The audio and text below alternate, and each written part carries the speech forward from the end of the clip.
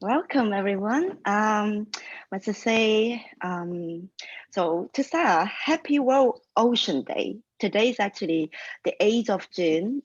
So it's very special for us to also holding this a talk of the architecture of the well-being. So thank you so much for all coming to join us for today. We have such a great honor to have a very amazing lineup of speakers for today's topic. So let's have a quick here. So most of you already mute yourself unless you're going to speak. Do pop your questions on the chat box on the site. We have a Q&A at the end after all the speakers' presentations. So let's get started. We now introduce Mikkel, who is the chair of our British Sauna Society. Let him to have a very brief introductions of our British Sauna Society, if you don't, haven't heard much about it. Off to you. All right. Hello, lovely people. Good morning, America. Good evening, London. Good evening, Europe. Good night if you don't see the sun at the moment. So welcome to the second event of our program for the London Festival of Architecture. And it promises to be very exciting event, very so lineup of speakers, and thank you all for making your way to this Zoom meeting wherever you are. So yes, so we are doing this on behalf of the British Sauna Society. I'm not going to bore you with the details, but we are basically promoting sauna culture in the UK. And we've been around for a couple of years informally, but last year we organized and formalized ourselves as a charitable organization in the UK. We have currently about 100 members and growing social media following. And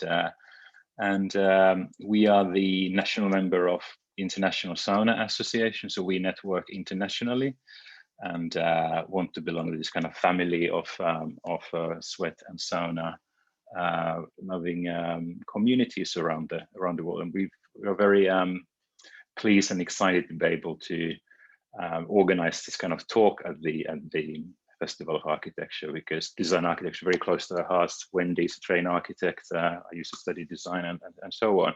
So to see these worlds come together is very, very exciting. And yeah, so we are first and foremost a collective of people, diverse group of people who just enjoy sauna and want to basically help others to discover sauna and let it transform our lives for better. The things we kind of do are we do serious things like talks like this and exhibitions. We exhibited at the South Bank Centre a couple of years back.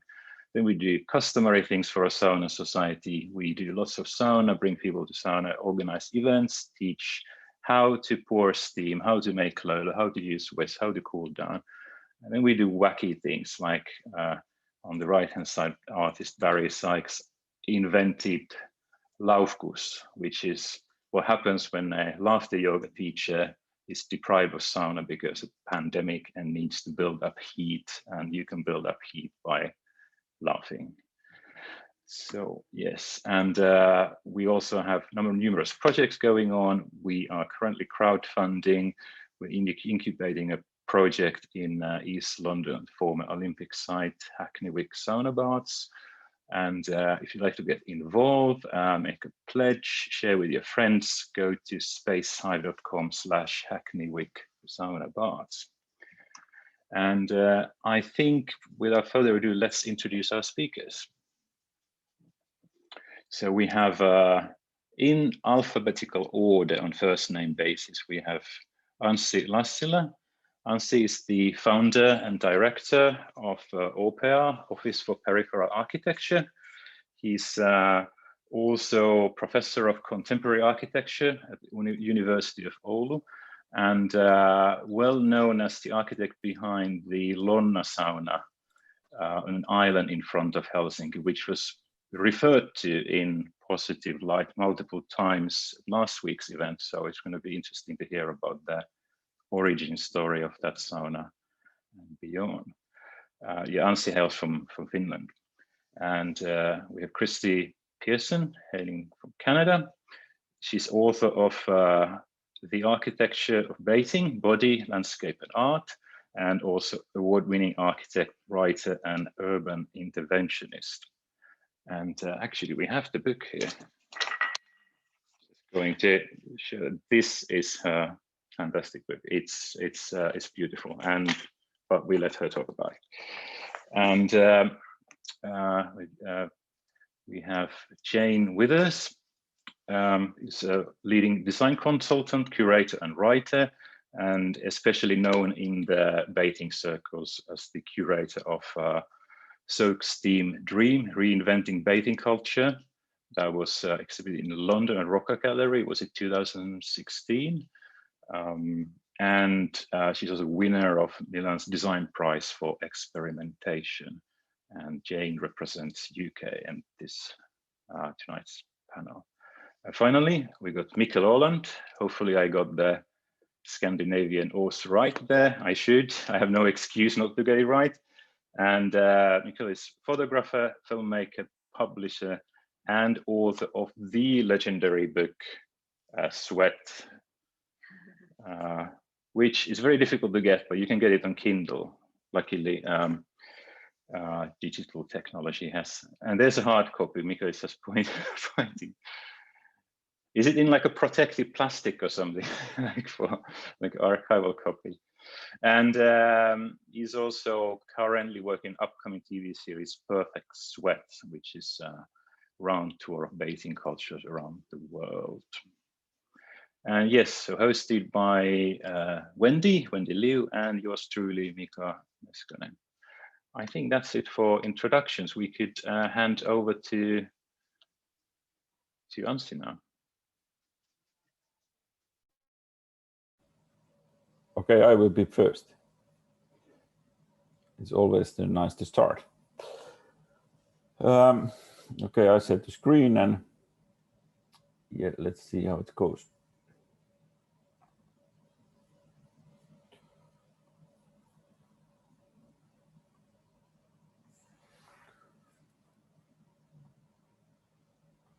All right. I will give the short talk a little bit about the sauna cases and sauna architecture.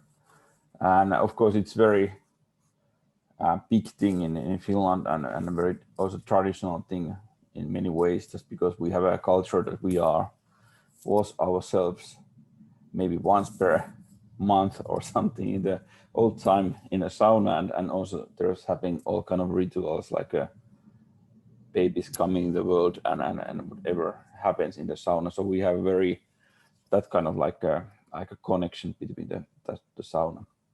And also we have of course a connection about the nature and the nature materials. Well, we have a very pragmatic connection between for example the trees. Many people think that Finns are middle of the forest and we are very balanced between the forest, and indeed that's not very true. We just use the forest and use the material like the trees, like wood, and that's quite agricultural background in that way, that the using the forest and trees that way. But that's other topic. Let's focus about the saunas now. And of course, thank you very much for the invitation. It's always nice to talk a little bit. Of course, it could be nice to travel to London, but now it's not possible, and see the people and take maybe some drinks and get the connection there. But well, that time is hard. Maybe the future will be better in that perspective. So basically, I will show the 3 different cases and talk a little bit about these cases, how the sauna are part of the ritual or part of the experience and how it works. So quite pragmatic, boring architectural talk also, but also a little bit, I think it's open for the different kind of people, different kind of backgrounds about the sauna functions. And the first example will be the Lonna sauna. and it's located very close to the Helsinki city center or Market Square. It takes 7 minutes by ferry to the Market Square was located here, so it's just very close to the heart of the city center. And when you take this ferry and go to that small place, it's almost like you leave your daily life behind, and you really get out that kind of like a normal rhythm. And it's quite simple ritual. I make it quite often, even myself, just because I really like it. That's because it works so beautiful way, the whole experience to go there and take a sauna in this nice location. And of course, there's a UNESCO area. I mean, this Suomenlinna means that it's old military area from the 15th century, and Lonna is between that. And when we start, there was that kind of will that, okay, there will be the only new building will be this sauna building. So how to do it that way that it seems that it's always been there, but anyway, it's like a new architecture, how to do it that way. And also there was a lot of limitation that it can't be too big in this protected environment where the old buildings are from 19th century in Russian time built. And this will be just only building what is new one. And of course, the one starting point was to understand the ritual, but understand also the materials that way. That okay, what is the useful in this location? So we compress the functions like a two-story inside. So that's a little bit typical solution in the western part of Finland. So the washing happening in the downstairs, and you climb up to the second floor where you can get this hot sauna experience. But in the practical, it's a one space, but you can make it a little bit more compressed space. But of course, there is a needed to there is a needed for the staircase connection inside. So it's a little bit tricky for the people who can't use the staircase. But anyway, it's like a solution, quite typical solution in the western part of Finland nowadays. And we pick up the material, and we have also that kind of like a massive log structure is quite typical material in the old sauna buildings and old buildings.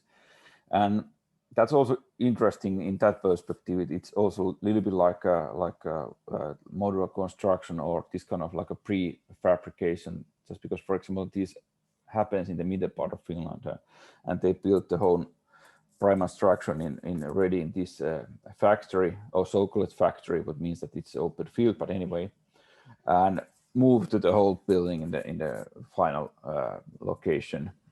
So it's very old way to make that kind of like prefabricated things and move things in the different location. So that way the old log structure culture, it really works also in that time, that you can recycle, reuse, and move the buildings in different locations. And the one reason is, of course, that kind of solid wood structure gives the nice humidity and balance and also acoustic environment for the sauna experience. And that's also a very important part of the experience. So we're using the solid blocks, and finally it means that, okay, it's like a wooden building, new wooden building in this nice location. There's also that kind of like a solution that the sauna stoves are heated outside, and they are taking like 5 hours to heat using the wood there. So it's a whole day, and after that it's usable like 5-6 hours, and that's also very good way to make a sauna stove, just because you get the very good humidity control and quality for the temperature and that kind of things inside the sauna. And anyway, it's like the heating happens outside, what means that if there's not so nice weather, it's quite hard work. But anyway, it's a nice experience, and it's a really beautiful process, burning. And also in this location, it's possible to burning wood, just because in these days it becomes more and more critical if you do it in the city center. But now you locate it a little bit more distance, so it works in that place. But the building itself, of course, the going in the location is a ritual, but building itself, the use of the building is some kind of ritual. It's because you go in, like for example, in this case here, you go quite a compact place where you take away most of your clothes, and you get this kind of like a small tag where you can put your personal things, and behind the locker you can use also one locker. And after that, it's possible to take a shower outside if you go swim or if you go direct to the sauna. And the downstairs of the sauna is quite simple. I mean, there's just concrete and brick and wood for the material layout, and there's a place where you can wash yourself. Usually there's a few places where you can sit down, and after that you can climb up to the upstairs and enjoy the heat. And also you get the view there. So that's also important, that you must have enough privacy and enough that kind of like a balance between the privacy and not private functions and spaces. And material what we use, it's just spruce and without any kind of like a painting or treatment there. And that's also a reason that, okay, we can get the quality of the air and quality of the it's as good as possible. And in this case, we're using the natural ventilation together with some kind of machine. If there's a too humid air, they can use the machine in the just for getting too humid air out. But yeah, that's a Lonna experience, and that's a super nice building. Other example. I don't have a sauna Tonttu. It's my own private sauna, and even Wendy and Mika visit there a few years ago. But it's almost burned down a few years ago, and I feel a little bit not so happy for that. But of course, it's now we renovated that and we use that again. But I have one other new example, just private sauna cases, and we make a nice renovation close to Helsinki, and built also for the new log sauna in this location. So there's a old building from 1950s, and there's now 3 new buildings, wooden buildings. And the idea was that how combine that kind of like a modernistic Arne Ervi buildings with the new ones, and the sauna was part of that solution. And in this case, it's quite nice just because we get the storage and outside functions because of this small hill or whatever it is, and there's a lake. So the sauna, and together with this storage building, it makes this kind of like a different kind of spaces in this location. So you can get some kind of like a garden, Japan garden, where you can grill things, and the other side, the lake side, there's a terrace where you can get the view of the lake and use it different way. So that's also example that there's a quite different kind of functions in a small building, around the small building, and how we use the space between the interior spaces are always part of the using the building. For example, here you can enter and you heating the stove again outside, but it's also a place where you can dress out and go swim if you want.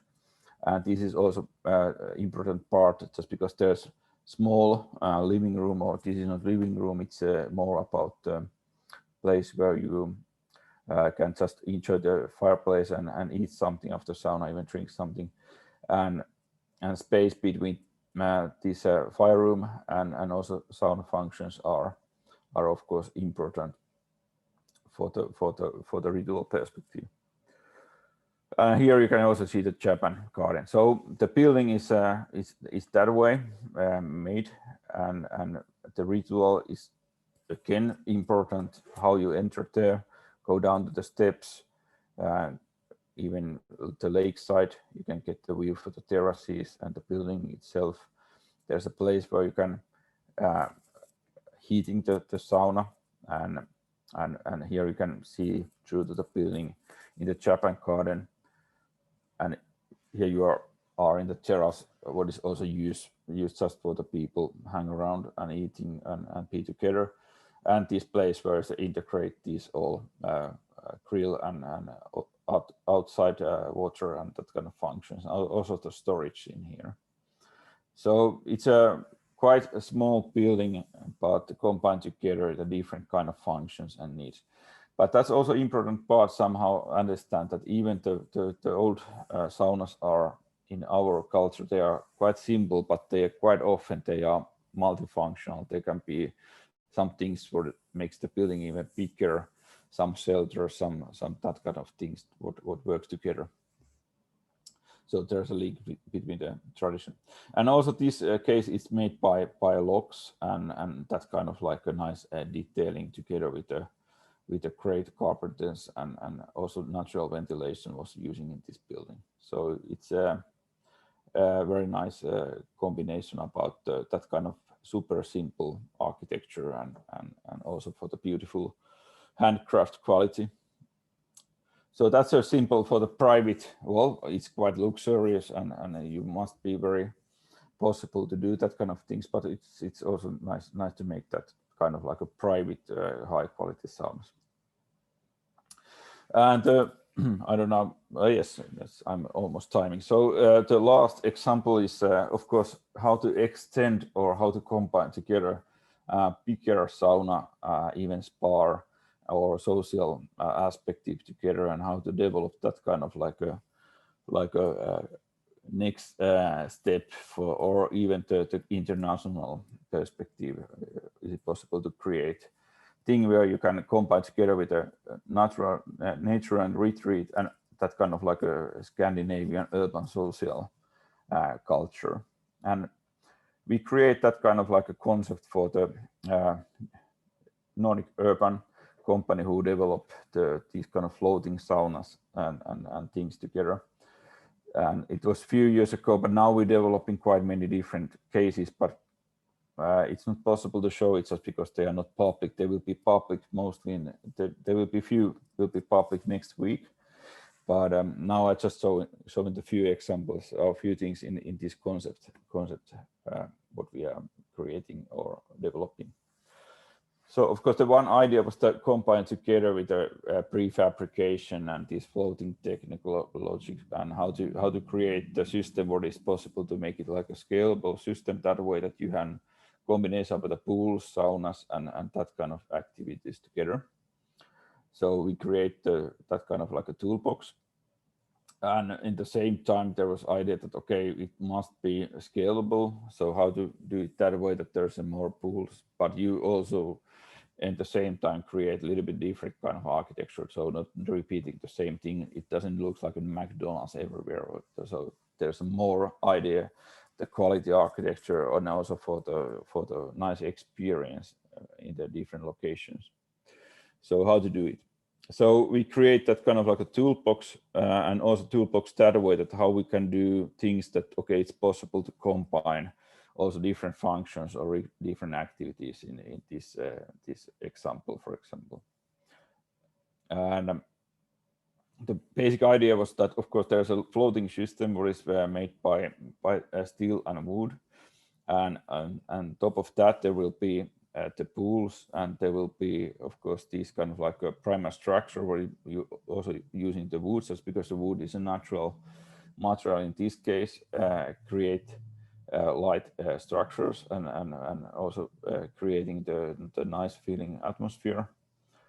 But also in the same time, for example, in this concept was combined together with a yellow one, what means that there's a restaurant and cafeterias functions and this kind of like a pool side where it's warm pools together with the saunas and showers and also some kind of like a offerers or small onsens.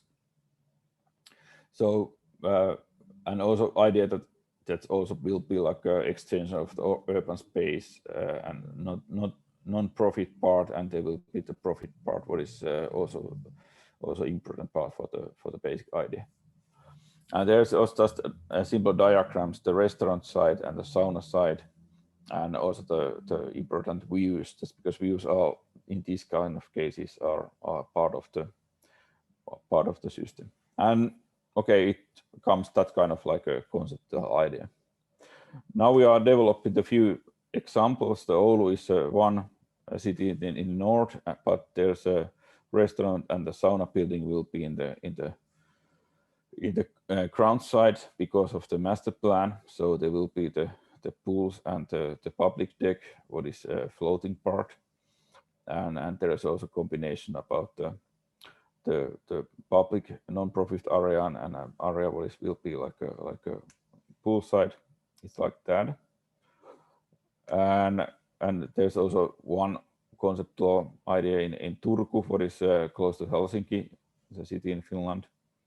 So they developed the solution there, and also how to make that kind of public events there. And now there's a few different cases going on in the different location. This is, for example, in one city, where is the idea about how to enter the whole thing and how is combined together this kind of like a view and a public space and the saunas. It's always super difficult, this kind of like a small, big, not anymore small, that how to get the spirit and feeling, and that it's not only feeling like a spa. The combination is always super challenging, but I like challenges, so that's the reason why we working with these ideas. Okay, that's all in this time, and thank you very much. Thank you, Anssi. That was brilliant. It really ties in what we try to talk about this event. It's about the last few, the scalable public saunas and how does a public interest in terms of the health and physical resilience improving the our activities, you know, during and after the pandemic. And all these sauna bathings, outdoor swimmings, and cold water immersions among all these activities. So it was a fantastic, all these wonderful works from, you know, your home small sauna to bigger scales, to globally to use those scalable modular systems. Just very eye-opening. Thank you so much, Anssi. Thank you. So for next, let's introduce our next speaker, Christie Pearson. As Mikkel already introduced her early on, she had the beautiful book of the architecture of bathing. So yeah, let's continue to hear more about bathing in the different contexts. And here you, off to you. Thanks.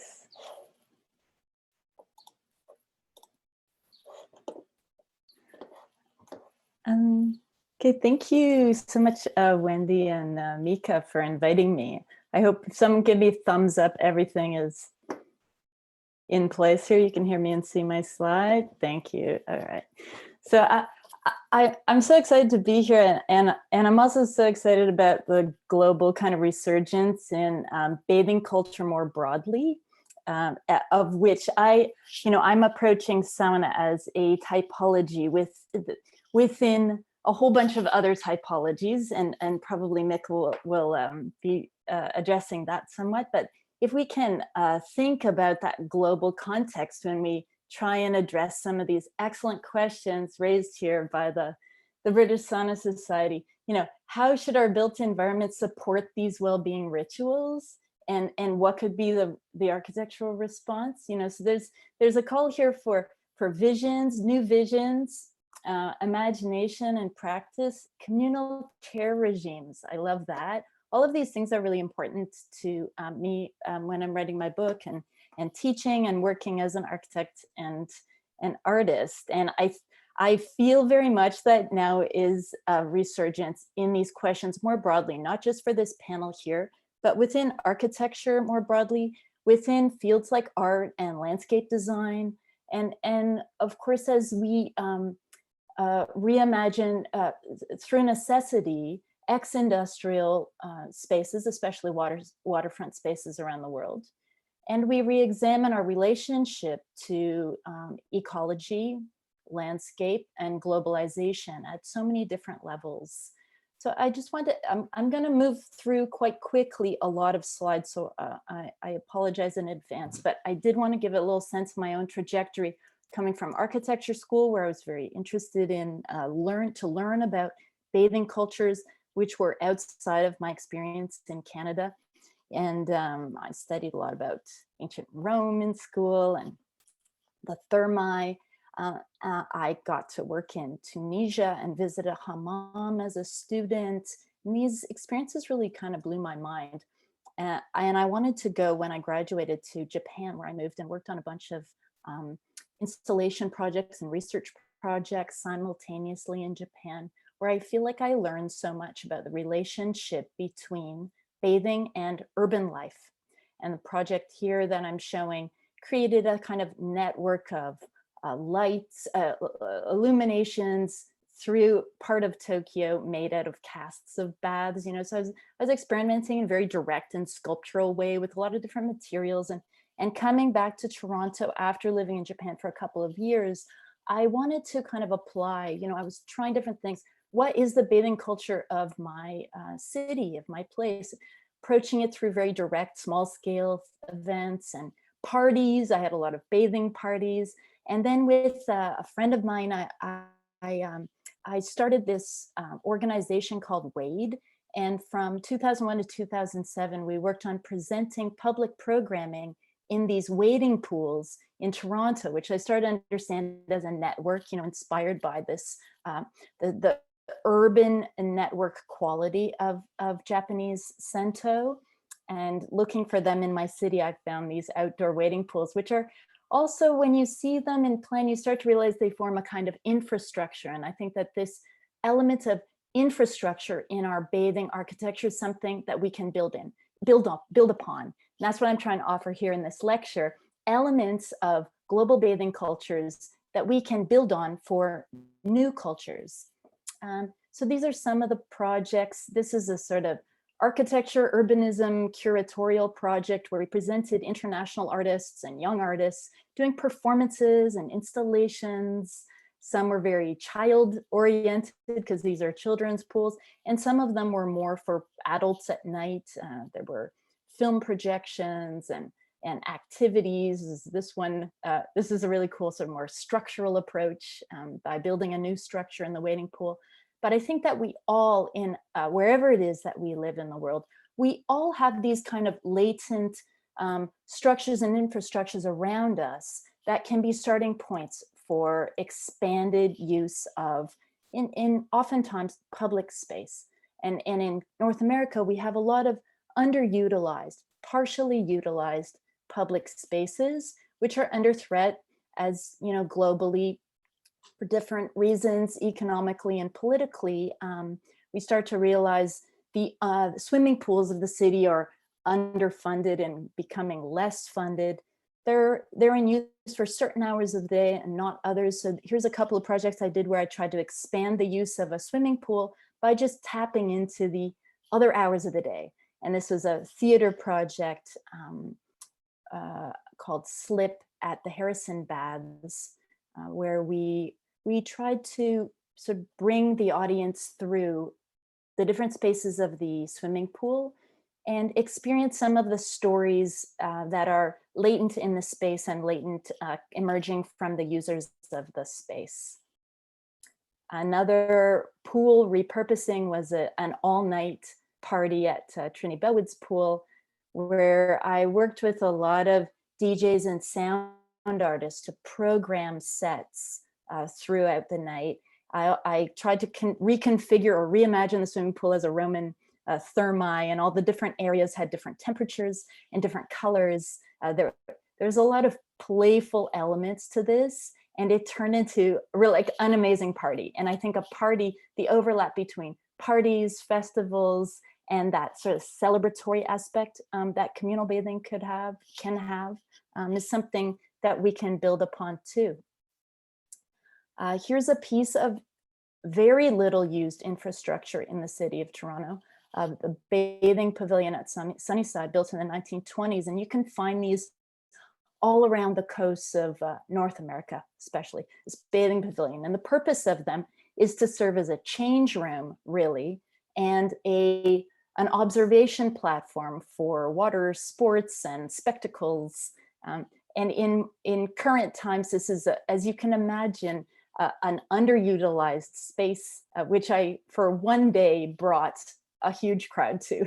Mostly people don't go here that much, and they certainly don't swim here unless they're very daring because of concerns over water quality. And here we're reminded of this function of these spaces as means to bring people's attention to water quality issues and environmental issues. And that's something that I wanted to do with this project by taking over a space which is mostly locked up, making it accessible to everyone for free for 24 hours, bringing in DJs and artists, performers. Here's a few pictures of some of the installations, structure in use. There were musical performances, live music, as well as DJ events and theater, a theater event and a dance performance that tried to seam back together this kind of broken, discontinuous relationship between the city and the waterfront, which is a kind of hallmark of Toronto, sadly, due to the construction of some really big expressways that separate the city from the water's edge, and have created it to be a kind of a no man's land in a way. So this theater performance we envisioned to be a reseaming, a reconnection, and the performers moved through the spaces and into the water, brought people into the water, and then through a large sort of parade back up into the night space, that party space at the top. So there was a brief view of where I'm coming from, and some of the things that then led to a lot more research, a lot more years of globally traveling, experimenting, reading, and so now I'm going to turn a bit more to the book and some of the premises and concerns of the book, and some of the insights here that I hope can be of use to you, to other people, as they try and build upon their own bathing cultures and recognize that so many of the struggles that people are having in one part of the world to either hold or maintain a culture together, or to expand new relevant cultures for changing demographics, changing societies, that we're all connected. We're all working on kind of a big project here, I think. And you'll see that with this wonderful panel that I'm so lucky to be on here. So one of the touchstones in terms of bathing writing, let's say public bathing scholarship, is Siegfried Giedion. And what Siegfried Giedion has to offer us especially is his concept of regeneration, where he's coming from post-war Europe, trying to put the pieces of the world back together in effect. And he decides that what we need to focus on is the public baths, that through the public baths, the cultivation of building and improving public baths in Europe, we can put this thing together and we can put it back together better. I think that's part of his ambition in Mechanization Takes Command. And the final chapter of that book, which he wrote first, the mechanization of the bath. So here's Giedion trying to show some of the lines of flow of bathing traditions through a map which it looks kind of like the Roman Empire at a certain era. It doesn't encompass what we need it to encompass today, which is the whole planet. We need to redraw this map for a planetary understanding of evolution, connections, relationships between all these bathing types. Lots to learn from Giedion. The other key concept of Giedion I think so important is that he talks about total regeneration. So not only is the bath a public space, it is the public bath, bathing is mostly for humanity. It has been a public form of building, a public form of culture. It is a culture and an architecture for the purposes of regeneration. And I think that regeneration is really a useful concept when we think, why are people coming here? That's one of the things I think people are coming to these baths for. Other things that people, I think, want when they go to a public bath is to establish relation And that relationship is between you and other people, sense of context, human context and relation, but also relationship to the land, to the non-human, to water, to the sky, to plants and animals. The whole non-human world in relationship really comes to the fore in all sorts of interesting ways when we look at bathing architectures. And some of the other foci in the book, through a structure of looking at bodies and landscape typologies and cultural typologies, are some of these other latent obsessions that we seem to have to do with, say, purity and impurity, or rhythm, things that are more particular to architects who think about flow or the unfolding of space through ritual, volumes, issue of volumes and reflection. Now, there's so much in the bath as both instruction, they're teachers, these buildings, they're pedagogically super useful for those of you who teach design. And then we have these cultural typologies that expose aspects of ecological thought, in new ways when we step outside of our own country's bathing traditions. So those are a few of the obsessions, and I think that artists have a lot to teach us when we look to the artworks that are created around the topics of public bathing. I'm just going to show a few. I've got a few thrown in here. Kaiguo Shan's cultural melting bath. I don't really have time to speak in depth about each of these pieces, but hopefully the image of it can convey something of the potential and the questions and the issues that are on people's minds. So many different ones, and so many different delightful qualities of the space of the bath that gets opened up when we look at some of these here. It's an actual interactive cold hole piece, thinking about contrast. And then just to look at some more phenomenological elements of beautiful baths that we can go to today that continue to inspire and provoke reflection and new designs. The natural baths in Hampstead Heath in London, where I'm hoping some of you get to go even every day here. Wonderfully inspiring place. It's also a kind of, it's impure, it looks natural, but it's very cultivated as well. And then these other experiments in natural swimming pools where we see that turn, that broader cultural turn, experimentally playing out within the field of architecture as we investigate how more natural forms of filtration can inform swimming spaces. What are we doing ecologically here to water when it's chlorinated? Are there older experiments, architectural experiments in terms of relation to environment and bodies to water that could show us something? I think that this Heves thermal lake is very inspiring and definitely connects to the natural swimming pool movement, makes us reflect on what our symbolic and chemical organic interaction is with water.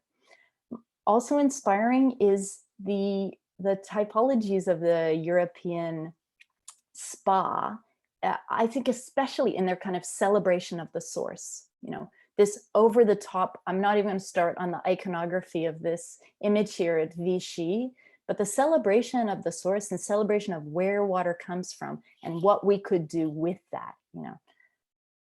We also have a huge amount of mineral material interaction that's very inspiring. These kind of projects and images inspire students. Here's some student work that, when you're looking at these architectures, starting to look at the way that they unfold, looking at their materiality in depth, there's a lot in there for students to build upon. And also for us, here, this project here by Ramlabor and Gothenburg, the way in which the public bath can be a provocative urban act, suggesting that we ought to be able to dive off this platform into this water, but we can't today. And what are we gonna do about that? These are a couple of links to student work and inspiration of the baths as we start to explore immersion, issues of atmosphere, and the sort of blowing open of the whole atmospheric, so like I'm using this term architecture of bathing as a bit of a provocation and as a manifesto for an expanded vision and role of architecture in relation to the world. And I think that the complex relationships we see here emerging between landscape, body, art, architecture, you know, they're central to tensions around public and private, sacred and profane, nature and artifice. They're hot sites, you know, charged sites. And I think that they're sites where people experiment. There is a highly experimental quality to a lot of the bathing architectures that you see throughout history. And I think they're also sites of social experiment, behavioral experiment. These are spaces where we come to test boundaries, to test out our identities and our relations to each other, as well as to our cities. You know, I think that this sort of participatory democracy aspect of the bathing sites are very important too. What role do they play in the formation of democratic spaces, and how can their maintenance and care and development contribute to a kind of embodied, you know, an embodied urban life, which we're also starving for at this point, as the organizers remark in their kind of introduction to this. So I think there is a great hunger for that relation, and there's a hunger for greater embodiment in what we do. And I think what's great is that we can look to different past moments and see the rich inspiration, different forms of relating to materials and to the world that we may have somewhat forgotten about. So this is obviously a new, relatively new sauna in Canada. It's private, unfortunately, but you can see it's drawing on some of Alvar Aalto's work as well in its own way. And the last section I'm going to show is this issue, just to push a little bit, this question of behavior and experimentation and transgression, let's say. I think that this function of the site of the public bath, you know, for a couple of examples of how it has served that role of being a testing ground for new ways of being together, let's say. And we can look back to, say, the 1970s New York scene, where you have a lot of public baths like the continental baths. Rem Koolhaas's The Baths. This was done at the same time as this photograph was taken in 1972, at the height of the continental baths life in the basement of the Ansonia Hotel. And this was like a very lively culture. There were a lot of lively bathing cultures in North America in the 1970s.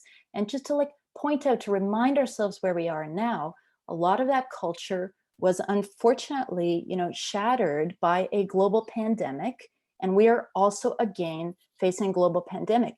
In that moment, AIDS appeared to only affect certain portions of people. With COVID, that illusion of our separateness has again become even further shattered.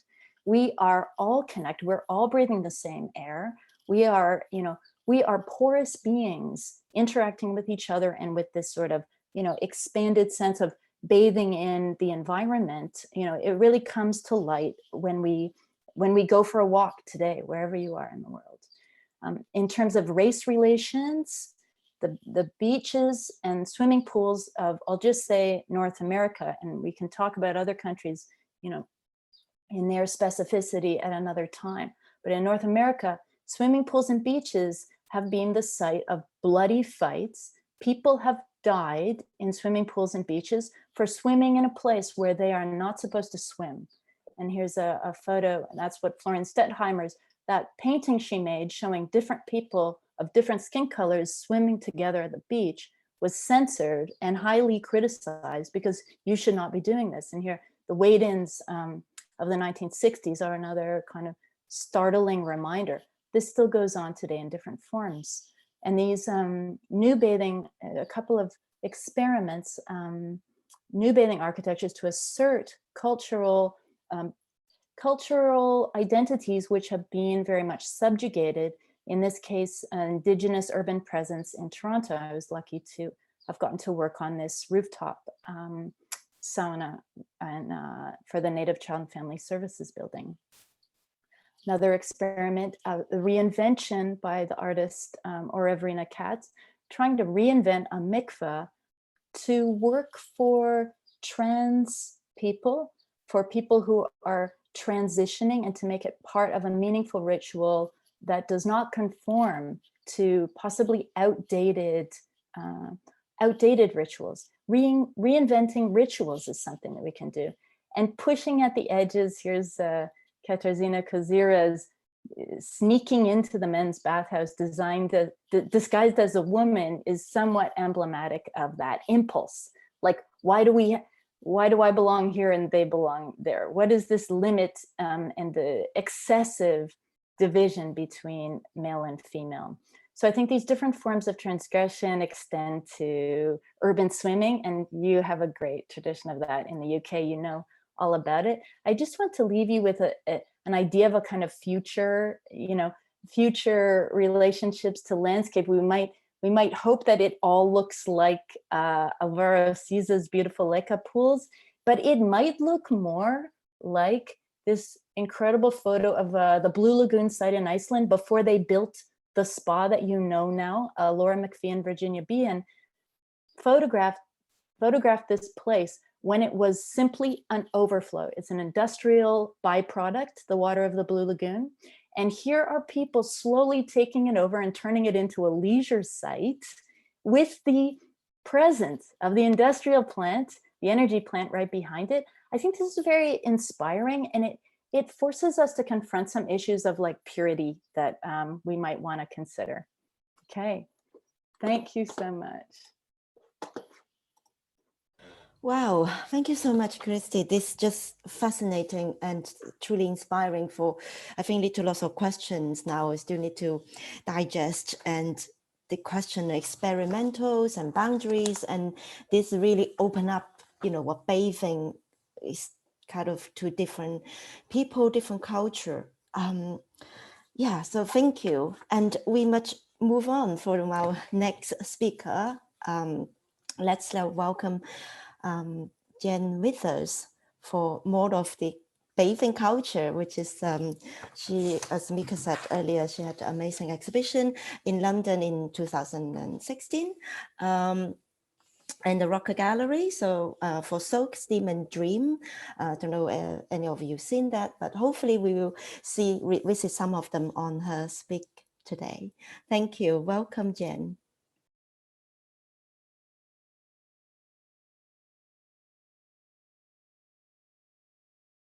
Jen, please unmute yourself.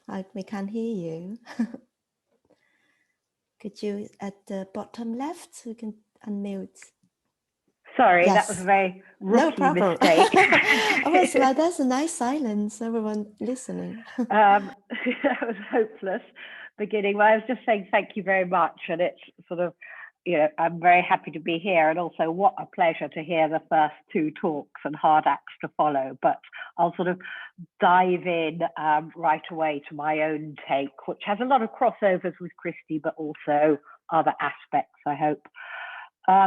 So tell me, is the sound okay now? Or tell me if you have any problems with it down the line, because I hear that one of my earphones may be going a bit funny, but I've got some others at hand. Anyhow, so Christie shared beautifully her own, and Anssi, their own trajectories. So I thought I'd sort of start with my own story, which is about bathing, but it's also as much about water. From as long as I mean, also as a design critic, consultant, curator, writer, it's very much from a design angle as well. But to be honest, I think the sort of root of it goes back to what I can only call aquaholism, in that I've always loved water for as long as I can remember. And I remember doing some project, as you do, about the Romans in school, and I was 7 or 8 or something, and then on a holiday we were going to go to Bath, the spa town in the west of England. So I was super excited, and of course I packed my swimsuit and I expected it to look a little bit like this, with people steaming and all sorts of stuff going on and people in the great Roman bath. And I was so disappointed when I got there, and you weren't even allowed anywhere near the water. let alone having a bath. And so I think that kind of, well, it brought forth the sort of interest in the confluence of architecture and water and what that might mean, and also probably from a longing, a yearning for something that seemed to have disappeared from our culture. It seemed absolutely crazy that you go to a great Roman bath, you can't swim there, you hardly get to taste the water, it's been banished, it's been made invisible, and so on.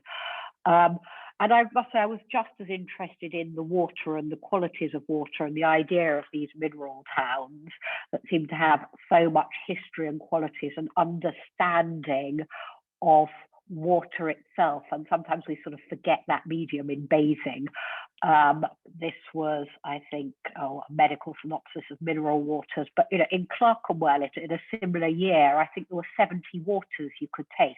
Clerkenwell is an area of London known for its waters, and all that sort of vanished.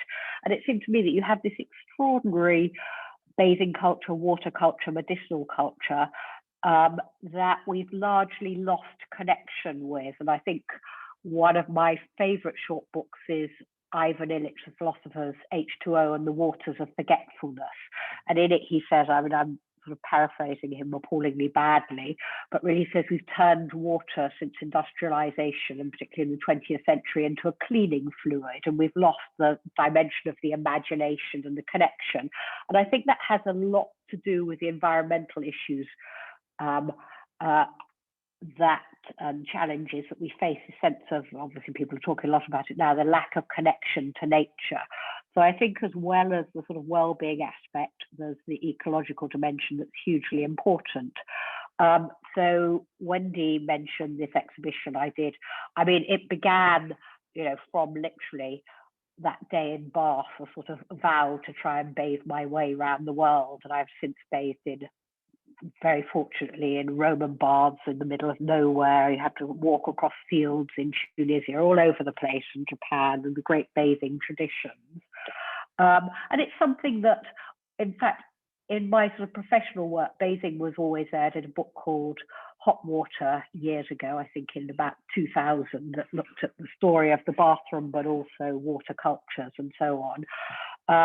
But it's, a lot of our work is more concerned directly with water and how designers deal with that.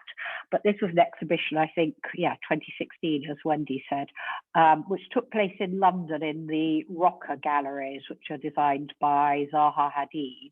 And the thing I really liked about the exhibition, it wasn't very big, but we tried to make it sort of embody in its exhibition design with some designers, Kellenberger and White, who are primarily known for their graphics, but did the whole environmental design. And we tried to use a very kind of low-key approach of materials that could be circular and put back in the systems. And all the exhibition furniture was made out of the blocks that Rocker make their sinks from. And the text was done on the walls, drawn on the walls with charcoal and so on. And it was also a response to the very slick Zaha Hadid showroom to give it a nice contrast. I must say I was slightly kind of terrified of what the practice's reaction would be, but I think they actually very much liked it in the end as a sort of complete counterpoint. And that's the sauna section, which uses wood and the materiality of that and so forth. And it began very much with an archive. We really tried to use real books and references where we could. And so this was mostly drawn from my own bookshelves on hammam. Extraordinary things here. I don't know if you can see my cursor, but those are two baths which were on Jermyn Street in London in the 19th century. And you think how embedded bathing culture was in our life, which came to London as this progressive vision for the working class, is to bring health to the workers, and yet we have pallid saunas in sports centres as a result, until the recent resurgence, which Christie was talking about so well. And I guess one of the key elements in this archive, of course, was the Holy Grail of the Roman bath, and that's the baths of Diocletian, I think the largest of the Roman baths.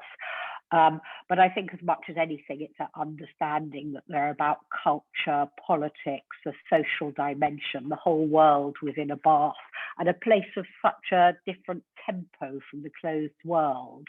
And I think that's the sort of aspect that still intrigues and is so relevant today. It's almost a sort of counterpoint to the everyday world that we inhabit in the city.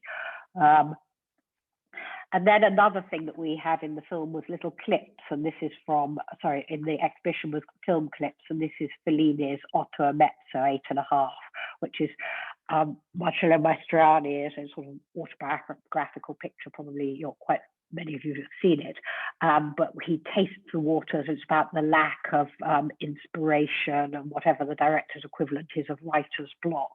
And water becomes associated with the creative life force in every sense. And there's wonderful descent into the underworld with all the steaming bathers and so on. So it's an absolutely magical film, and it just makes you aware of how much of bath culture we lost in the last 50 years. We also had a section of recent archive on bathing, and I hope many of you may be familiar with the work of Leonard Corran, who in the 70s, I think till the early 80s, had this magazine, Wet, A Gourmet's Guide to Bathing. And if you can get your hands on the real thing, or even the book that he's subsequently written about the making of Wet, it is a wonderful, I think he described it as a sort of merger of the sublime, the poetic and the silly. And you even have Matt Groening writing about soap. So it is quite fantastic. And then he went on to write Undesigning the Bath, which I think was also, for me, I think it was mid-90s, maybe a bit later. It's a wonderful small book about defining a great bathing environment, earthy, sensual, pagan, reverential nature, all these fantastic qualities that don't exist in the modern shower. So I must say that Leonard's remained one of my great guides in bathing cultures. So yeah, and then we did many of the projects we showed on film, so it's not so easy to replicate here. But I'm just going to show you 2 or 3 examples from it. I think the first section, it was literally like the exhibition title, Soak, Steam and Dream. And this is one of my favorite bathing projects by Germán del Sol, the Termas Geometricus in Chile. And it's literally a walk through a valley of hot springs linked by this extraordinary red walkway. And in each spring, he makes a different bathing experience. And I think the thing that we've sort of often forgotten is that you used to go to the bath, to the water, and it was a journey and an arrival point and so on. And they're really magical ways of interacting with the water. Another one was also in the soak section, Kengo Kuma's bath in the Gakohi bathhouse in Japan, which I've been fortunate enough to go to. And it's an extraordinary mirror sense and of mirroring nature, and you're floating in water, but also in the natural world in a larger sense. And I think that's one of the most extraordinary bathing experiences I've ever had. And then I show you a little bit of sauna, where we also tried to materialize the qualities of sauna and what makes it so appealing. And obviously it's fascinating because it's such a, as I'm sure others will talk about, such a continuing tradition. You have Dürer's drawings from Nuremberg in the 15th century, and it's not so different from a sauna today.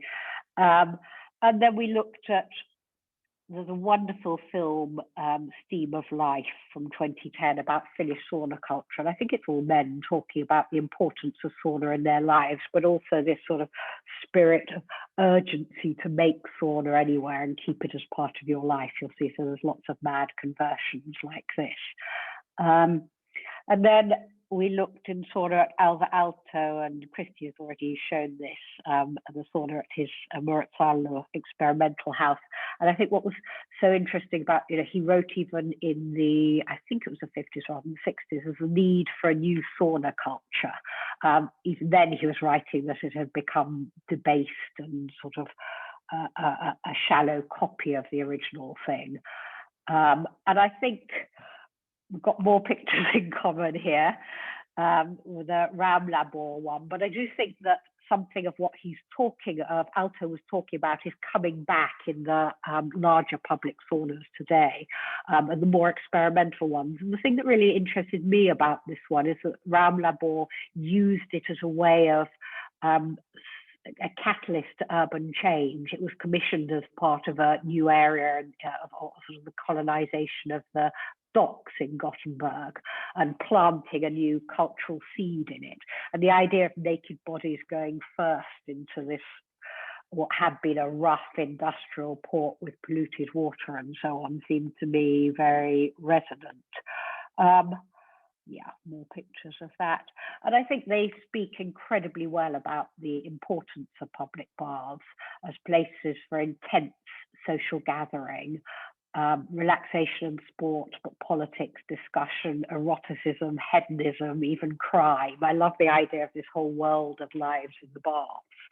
And I think those are the dimensions. I think the Finnish architect Thomas Toivonen also talks about the bath as a place of anti-show, the democracy that Christie was talking about, and so on. You put yourself on a different footing with others, and there's a possibility for different social relationships.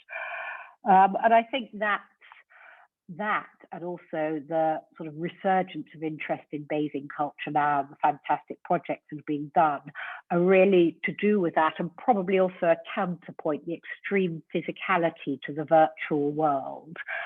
You know, if you go into a steamy environment, you can't take your phone, you can't, you know, it's the hypertactility that's so interesting and probably makes it so desirable today.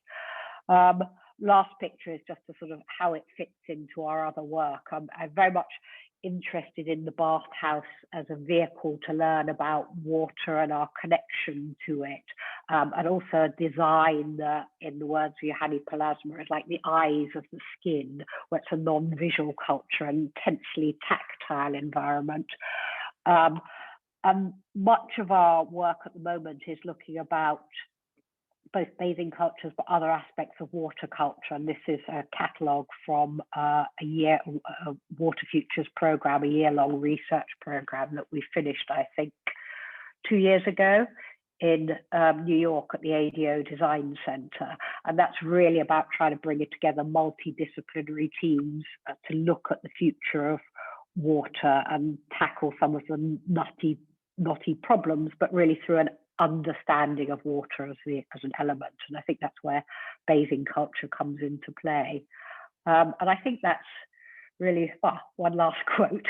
And I think it's also that last Yoko Ono's quote I always love, because it reminds us that we're water, nature's water, the world's water. And it's that sense of it as the great connector that is, for me, the heart of bathing.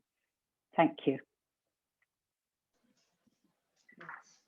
Wow, thank you so much, Jane. That is fantastic. So rich. It's very, I think, nourishing for us to have the bathing culture contextualized so vividly and so richly, because we started off with like, let's talk about saunas, and then we talked at the Festival of Architecture. We're like, okay, let's widen it up to architecture, and now we are unpacking entire bathing cultures. And I think as a conversation, this is contributing hugely to the theme and the challenges we face. So thank you, Jane. Thank you all the speakers so far. It's time to give the stage to our final speaker. So Mikkel Aaland is a known figure in the sweat bathing circles. So in the 70s, he, I think, literally traveled around the world and researched all the native bathing cultures, and then went back home and wrote the book called Sweat, which came out in 1978. And now, as of recently, he's done it again, but this time with TV cameras. So we're all, the world is eagerly awaiting the premiere of the Perfect Sweat series. And but that's not awesome, because obviously intellectually very active in the community.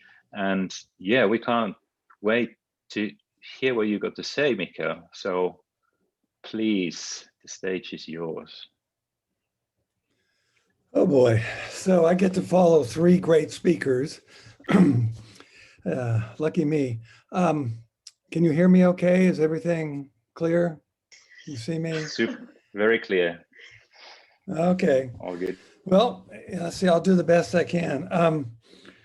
So I think it's really important for me to establish myself in some kind of a larger context, not only with the bathing world that I exist in, which is the global world of bathing that Christie talks about, but also just historically in the context of people who have written and who have been promoting and who have been passionate about bathing throughout time.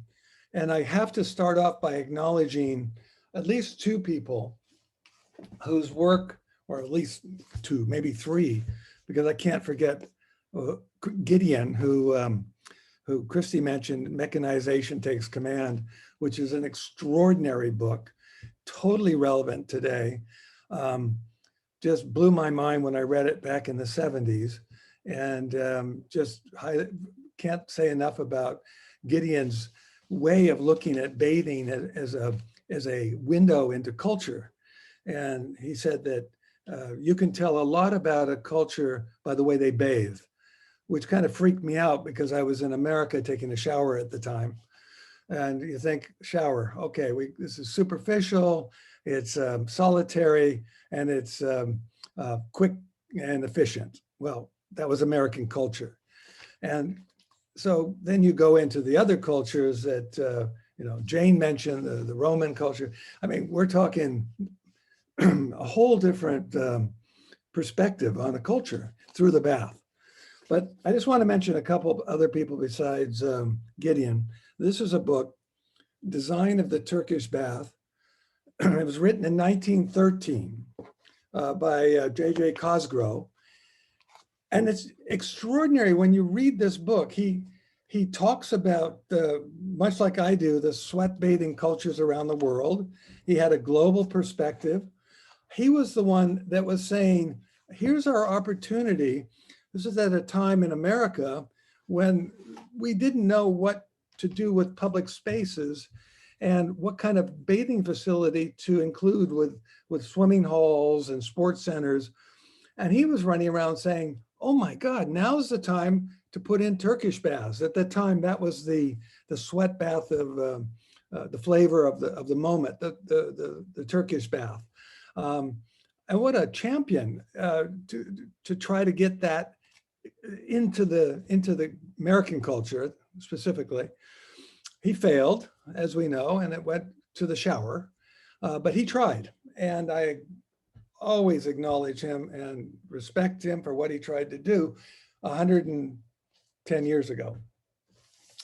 The other guy that I have to always acknowledge is a Finnish fellow by the name of Martti Vuoriniemen. And anybody in Finland should know his book, Sauna kautta aikuinen. This is a Bible that I referred to over and over again.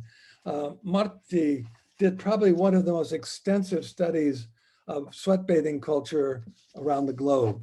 And I had so much wonderful time with Martti one-on-one in his home in Helsinki when I lived there in the 70s.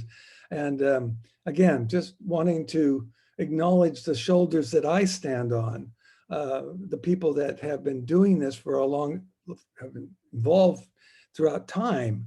And here we are again, in another group, another time, another generation, all carrying this torch, this beautiful torch of the bath.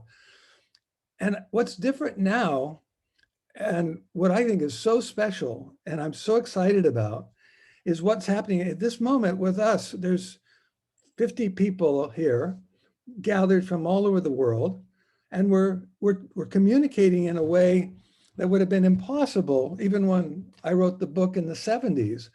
And the reach now of our message, and what Anssi has shown and what Jane has shown, Christie, I saw Katie is here, Katie Bracker, you know, these people, you, Mika, Wendy, you're doing extraordinary work. It's just so exciting. I see Lasse Eriksson from Norway, another great advocate of bathing culture. So this is a special time we're in right now, and I think we really need to take advantage of it and just run with it. Okay, so that's enough of that, and now I want to just. I think some of you know my work, but I'm going to go ahead and just act like you don't know it. I'm going to go ahead and share my screen. I'm going to show you a little bit about what led up to Sweat, the book, and then also show you some kind of clips. I guess they're rough cuts from the latest series that Mika was talking about, Perfect Sweat. And then I also, at the very end, if I have some time, I will really want to open the question of what is going to happen in the post-pandemic bathing world. Because again, we're in a very unique time now where we've gone through something really tough and really hard, and a lot of public baths, and I'm a huge advocate of public bathing, have gone through terribly hard times, and so many of them won't be able to survive. But most of all, they'd all been closed during this time when we probably needed them the most. So I just want to make sure that conversation is brought forth. What have we learned from this time with bathing closures all over the world? What can we do next time? Because there will be another time. There will be another pandemic. There'll be another time when bathing is under assault. And I think this is our time now to really get our head around what does it mean? What can we do? What can we do differently? Because I think we made a lot of mistakes a year and a half ago. And so I really want to make sure that's part of this conversation, because I think what's going to happen very soon, we're going to go back to normal. And when people go back to normal, they don't want to talk about what happened. We will completely forget about it. So now is the time, while it's still fresh in our mind, to say, what can we do next time to make sure we do a better job of advocating what we're all here to advocate for, which is public bathing and public health, really. Okay, so I'm going to go ahead and, I think, share my screen. Yes, okay. All right, so let's find the right, now, there we go. So this should open up. And just a little bit about myself. Mika's already said that I wrote this book, Sweat, back in the 70s. I'm a photographer, I'm a writer, I've written lots of books. This was my first book, and probably, like the first child, it's really one of my great loves. And this has been followed by, as Mika mentioned, the Perfect Sweat series, which I'll talk a little bit about here. So let me go ahead and go into full screen mode so I can show everything. All right, so these are just some of the episodes from Perfect Sweat. We managed to film 7 episodes before the pandemic hit. And we had 2 more that we had planned to do, but of course we couldn't travel or move or anything. So we have 7 episodes in the can, if you want to call it that. They've been going through post-production for the last year, I guess, because that's what we can do, sit in the studio and work on them. So these 7 episodes hopefully will be finished in terms of post-production in a month, and then they will be available. And I can't say where they'll be available yet, but I will certainly let you know where and when I'm able to talk more about that. So Perfect Sweat, this is I'm going to take a chance here and show a trailer, and I hope the video works. And maybe if it's not working, maybe somebody can go like Wendy or somebody, just go not working, okay? Because sometimes video doesn't work very well, but let's try it.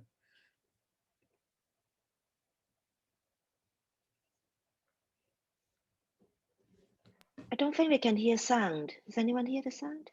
No. There's no sound? Mm. No sound? Mm. Wendy? Okay. No No sound. sound. No. Interesting. Okay, Yeah. so let me think about how to do that. Mikkel, sometimes when you share your screen in that Yeah. process, there's a little button you can push that says share computer audio. That I think that exists within Zoom, but maybe take a look at that. Yeah, because I'm on my headset right now. Let's, do you see, maybe I should do this here, same as, no, this one? Now, let me just see if that's working, okay?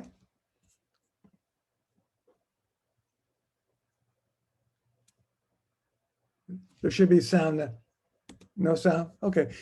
I'm not gonna spend a lot of time on this because I really switch to phone audio, leave computer audio, audio settings, MacBook microphone, system.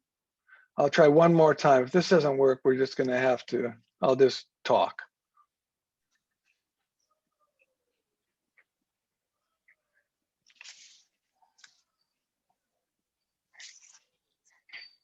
No. No. No. Okay. It worked All right. yesterday. I think we could hear the sound. I don't know if anything. Okay, so I have an idea. I'm going to take these out. And now let's see. Hold on. Tell me if it works now. Yes. I think it is urgent with the way in which we're kind of operating as a society inside of our machines, inside of our cars, inside of our computers, inside of our cell phones. There is a lot of people who need more opportunities regularly to detox and clear their head. Of the stresses of the day, of the traffic, the pollution, and I go into that sacred place and I go like, oh my God, I feel so good. It is heat, it is warmth, it is hope. For thousands of years, humans have harnessed the power of fire and steam to make sweat and heal mind, body, and soul.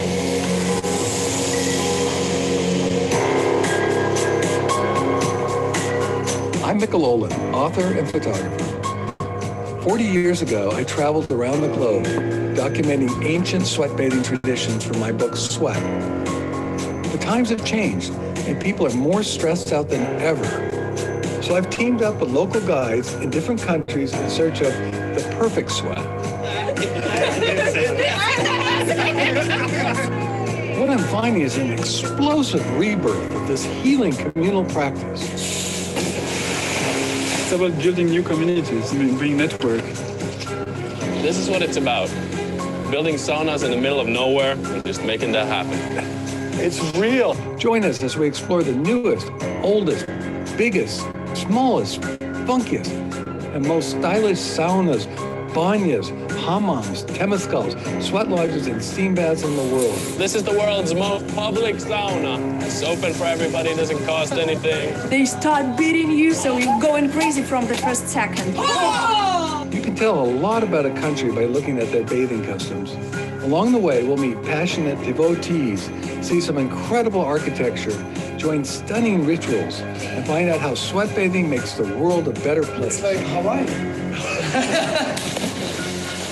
Oh. Join us in this amazing adventure in search of the perfect sweat. You're my hero! We're looking for the perfect sweat. You cannot find a better place. I think that's it.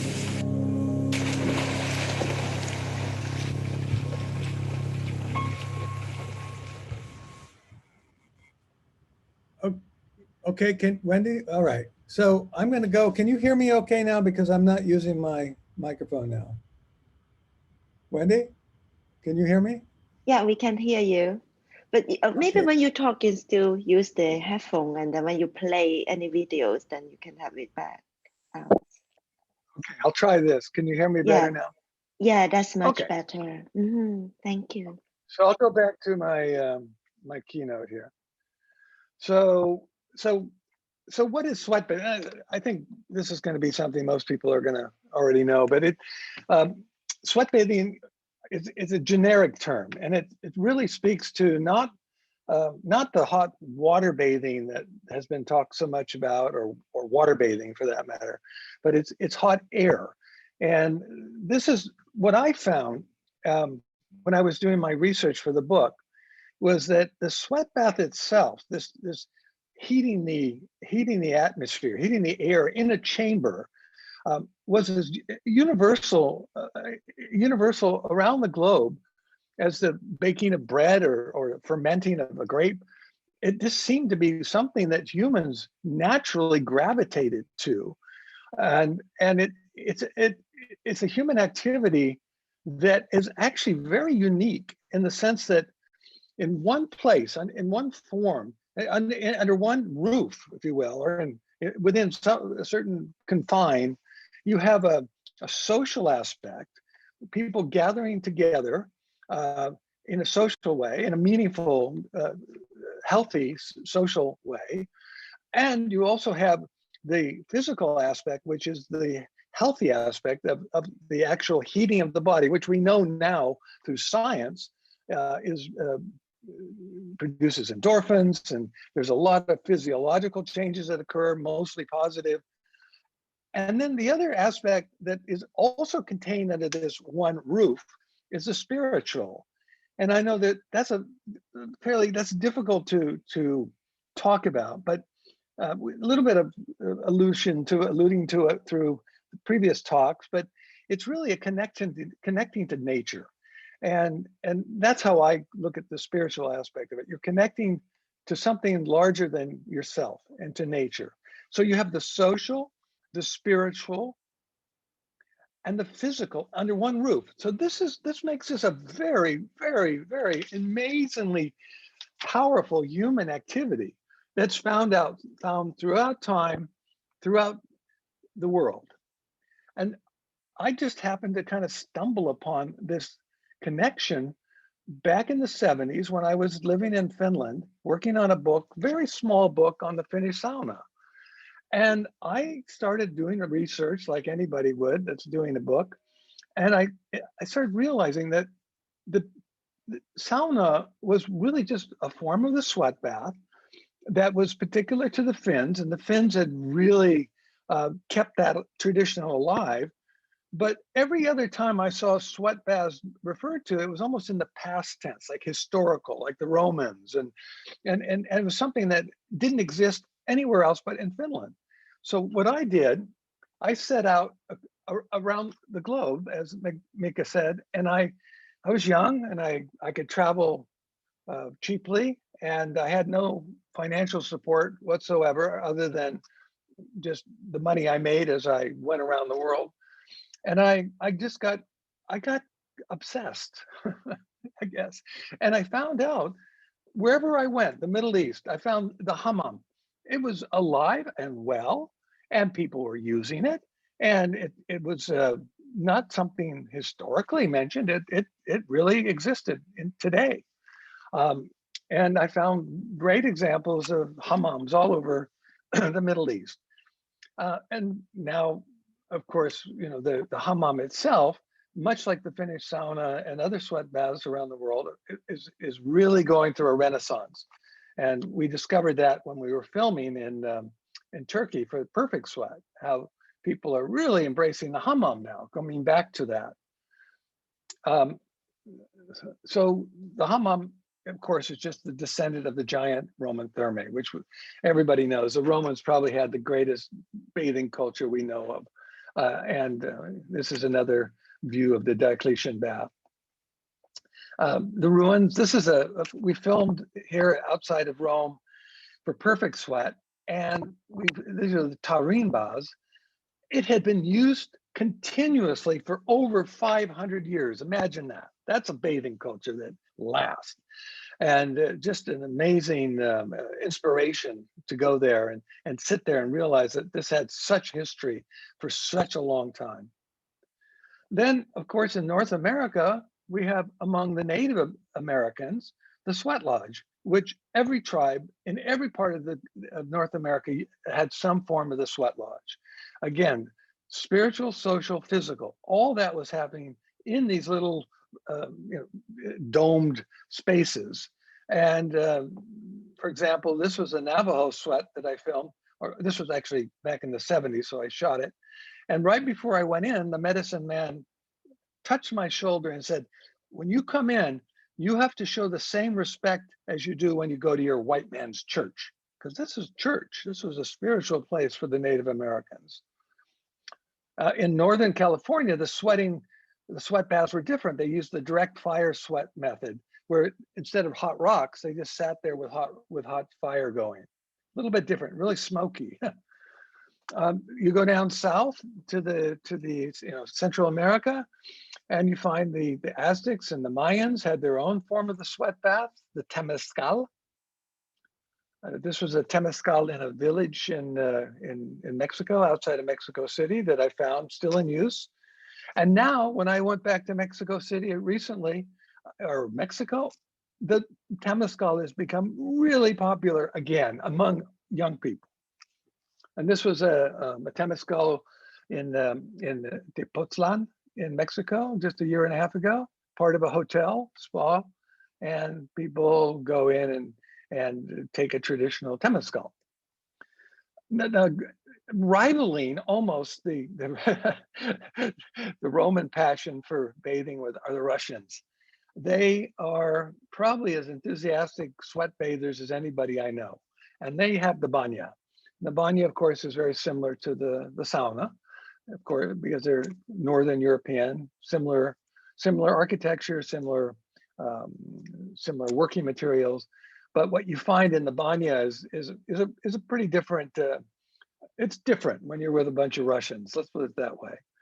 And we were able to film in St. Petersburg. We had a wonderful, unbelievable co-host who took us around and showed us how young people are going crazy over the banya again. In Japan, oh yes, I can't say that that's a great bathing culture too. And they don't only embrace the hot air or the sweat bath, but they have the hot water, as we know, the onsens. But there's also a long tradition of the mushiburo, the karaburo, the kamaburo.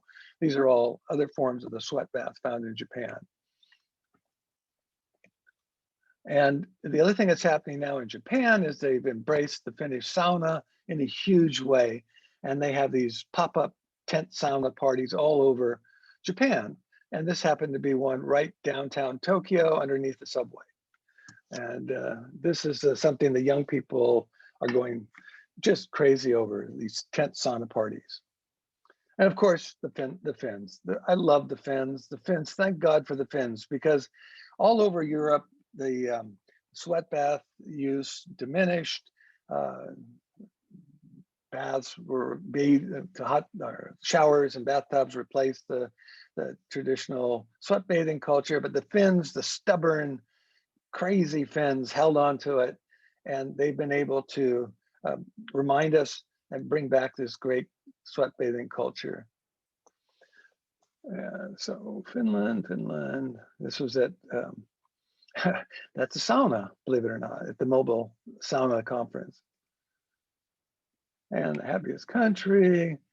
Okay, so here's something, we don't need to go into this too much. I mean, the sauna differs from all the other sweat baths because it's wood, large source of rocks heated by wood or gas, and there's the steam, the loile. So, and as we all know, well, many of us know in this panel that there are variations of the Finnish sauna. Some are better than others. The smoke sauna is considered like the Cadillac, the top of the line. And when you get into the bathing culture, the sweat bathing culture, like I am, it's kind of, you see an analogy with wine, and you start to understand that there's all kinds of variations of a sweat bath. And just like with wine, you can have your own preferences. Some people prefer Chardonnay, others, Chablis. And in sweat bathing, some people prefer the hot, really kind of steamy quality of a smoke sauna. Other people really like more the sensual steam of the hammam. So you within the greater story of sweat bathing, you have all these variations, and then within the sauna culture, you have other variations as well. So let's see. Now I want to show one more. Let me see how we're doing time-wise here. I'm going to wrap it up. I'll just show Wendy. I have time to show one more little clip from Perfect Sweat. Sure. I think if no one objected, we'd be love to. Okay. So I'm going to take my ear off, right? And then we're on our way to Sampa Sauna, a self-service public sauna located on public land near the center of Helsinki. It occurs every day, and it's free, and there's no commercial sponsorship. We need to look cool, so Samuel and I arrive at the sauna on electric scooters. So this is the world's most public sauna. It's been on newspapers all around the world, and they do very special events here. You know, it's open for everybody, it doesn't cost anything. Okay. The after-work crowd that welcomes us is a mixture of artists, business types, and techies, all sharing a common love for the sauna and socializing. It's the ultimate networking party. The soul of the party is Sada, who looks like a beautiful maiden straight from an ancient Finnish epic poem.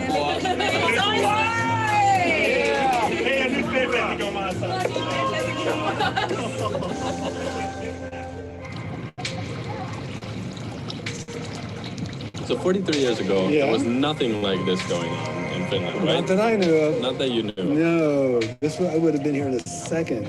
This is great. What a great way to meet people. Look at the people talking.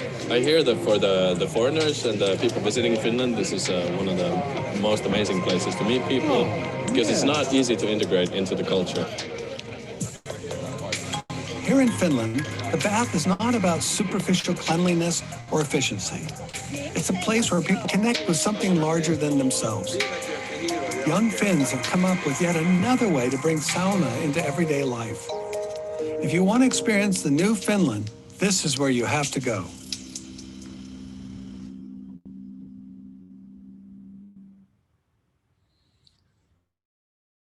Oh, I guess, let's see here now.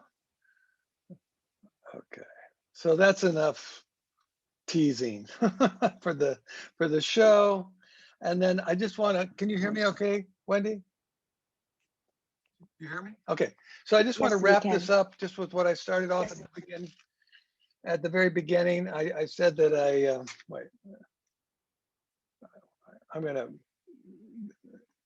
the picture I'm putting up now is my personal bastu in Norway that a Swedish architect by the name of Anders Berntsen designed for me.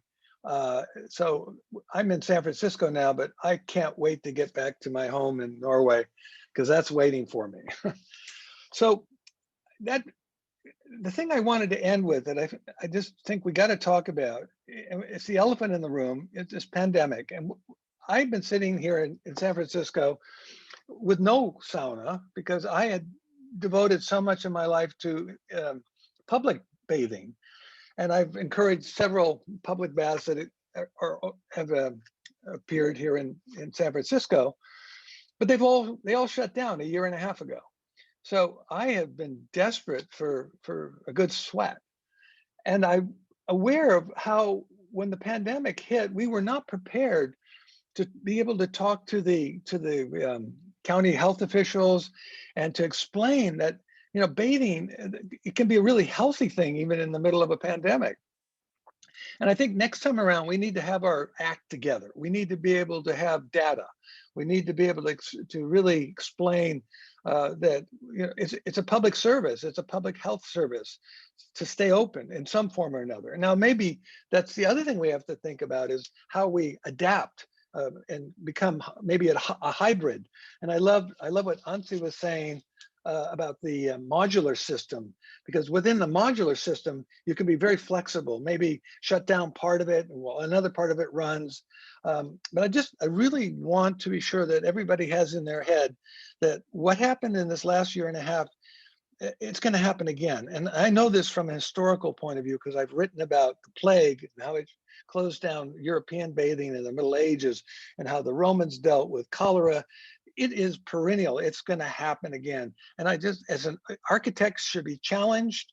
We as advocates of bathing should be challenged to get our heads together around what we've learned in the last year and a half and how we can be prepared for the next time around. So I'll leave it at that, and we can go off, and if you want to talk more about that, that's fine. If not, just want to make that point. So thank you, everybody.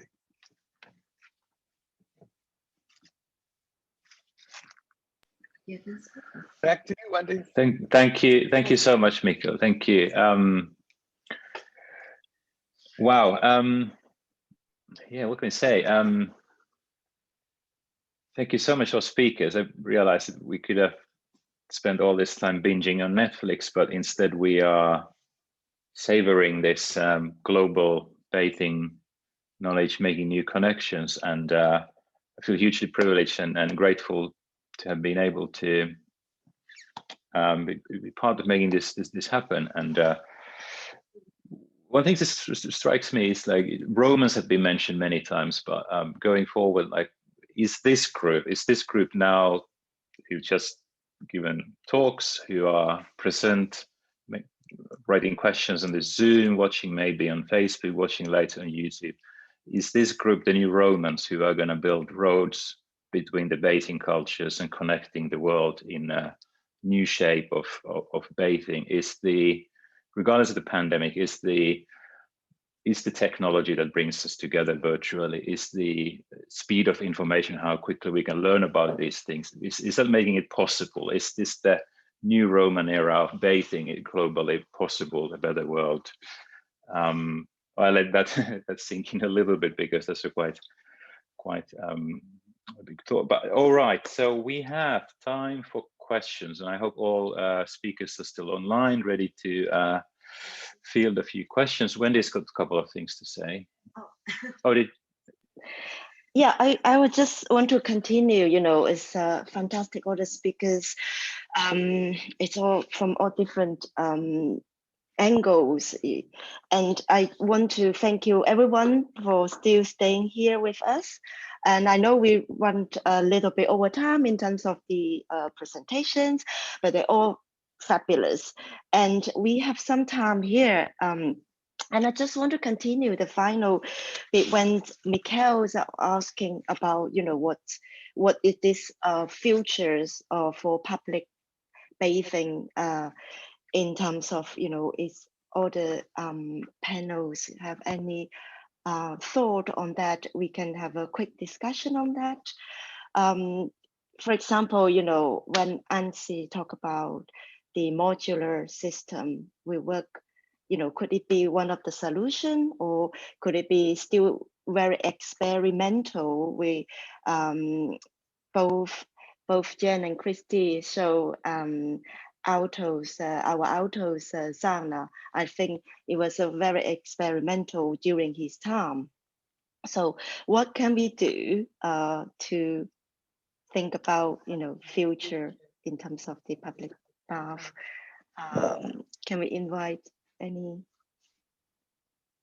people on the panels? Can Anssi, do you have any thought on that? How this modular saunas can help with, if we happen to have another lockdown? Jesus Christ, how difficult question. But of course, I think that these kind of things are, of course, possible to use buildings that way, that it's possible to use even that kind of like a pandemic crisis, or you can extend or make it smaller, and so it gives the flexibility. Of course, theoretical way, it's totally possible.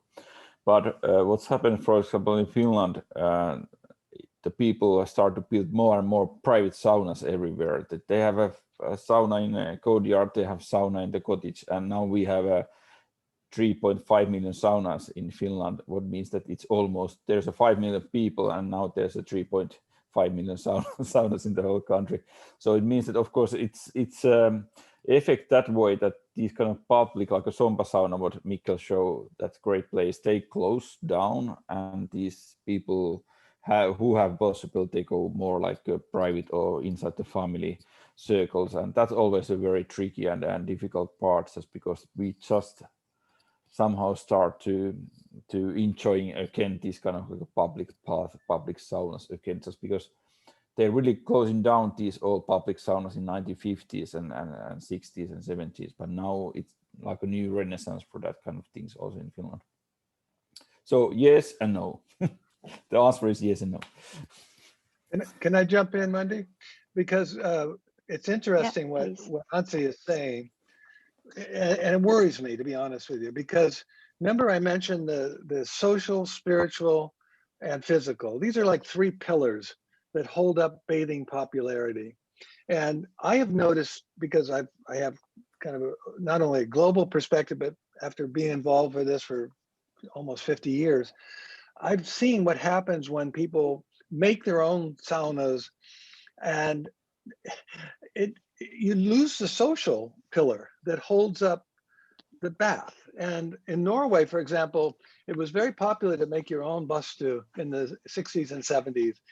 And I remember they're all being used as storage spaces now in people's basements, because it just happens that when you take away that social part, the people coming together, the bath, it starts to get a little bit less stable in terms of its durability and sustainability. One of the most wonderful things that was ever told to me was by the president of the Finnish Sauna Society back in the 70s, Harold Terhi. And he said, the goal is not to make the best sauna on the block, but to get the block in the sauna. And I've lived by that, what he told me, I've lived by that. And I worry now that so many people have run off and made their own little boxes and their little tiny individual spaces. You know, we're going to lose some of that social.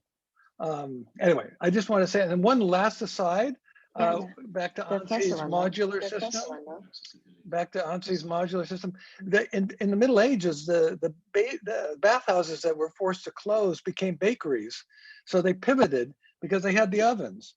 And business that depend on the revenue when they're in the bathhouses, they need to also be flexible in terms of bringing in other revenue. They don't have to be bakeries, but with Anssi's modular system, there's a lot of potential there to make things that they could do as well.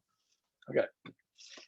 So wow. So yeah, in terms of this, since we're still under the public bathing topics, thank you for all the audience submit your questions here. So we just try our best to answer them if you can stay with us.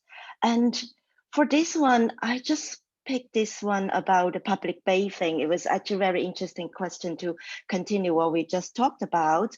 So a question from Dasha asking, so what do you think, what the panels are thinking that the major reasons for the public bathing to die out in many different countries? I mean, even, before the pandemic or, pandemic, it wasn't really, it's part of the reason, but what other, is any other reason you think is die out in your countries, in what we are facing now? For example, some of the public bath house in the UK, it was very popular probably in the 70s, but it basically died out even before we had the pandemic. Do you, do the historians have some thought on that? Well, I mean, I'm just going to comment on that one last point, which I tried to say in the show, but in the show, like, AIDS killed a whole pile of public bathing culture. So I think, that builds on what Mikkel just said, that there were plagues in the Middle Ages killed that, a lot of them were triggered. A lot of these declines in a culture were triggered by, our shared bodies, our shared viruses. And then on the other hand, I can say that within North America, and in Mexico, all throughout North America, colonization killed active public bathing cultures here, right? And they didn't just kill them in a incidental way. They targeted those cultures and wiped them out as part of a plan to eradicate peoples, right? Which I think is worth noting in terms of things that we're talking about today. What does decolonization mean, when one of the effects of colonization globally over millennia has been to destroy forms of the people's form of public bathing, and an extension, by extension, that group of people. I just want to add those.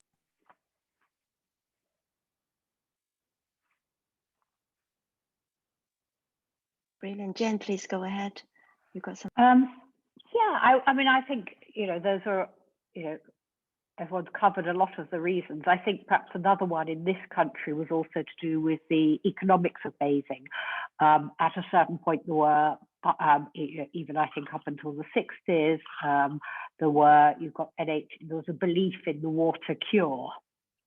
And the NHS paid for bathing cures and so on. And as the sort of the interest has shifted away from faith in mineral baths and so on, the people were no longer funded to go there, and that was a failure of many of the spa towns, or the decline of spa towns here and in other areas of Europe, in fact.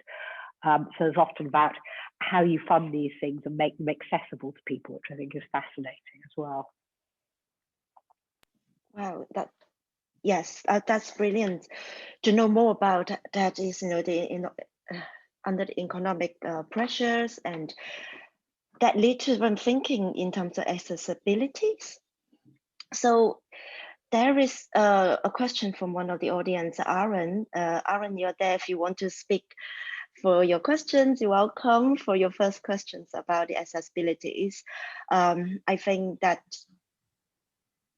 yeah. Yeah, I'm happy to chime in. Yeah, I mean, where it comes from for me is I recently started to volunteer with an organization here in Oregon that provides mobile showers to homeless people. And so seeing firsthand like how impactful, it makes me want to cry, bathing can be. And then I think about all these other populations of people that are differently abled mentally, physically.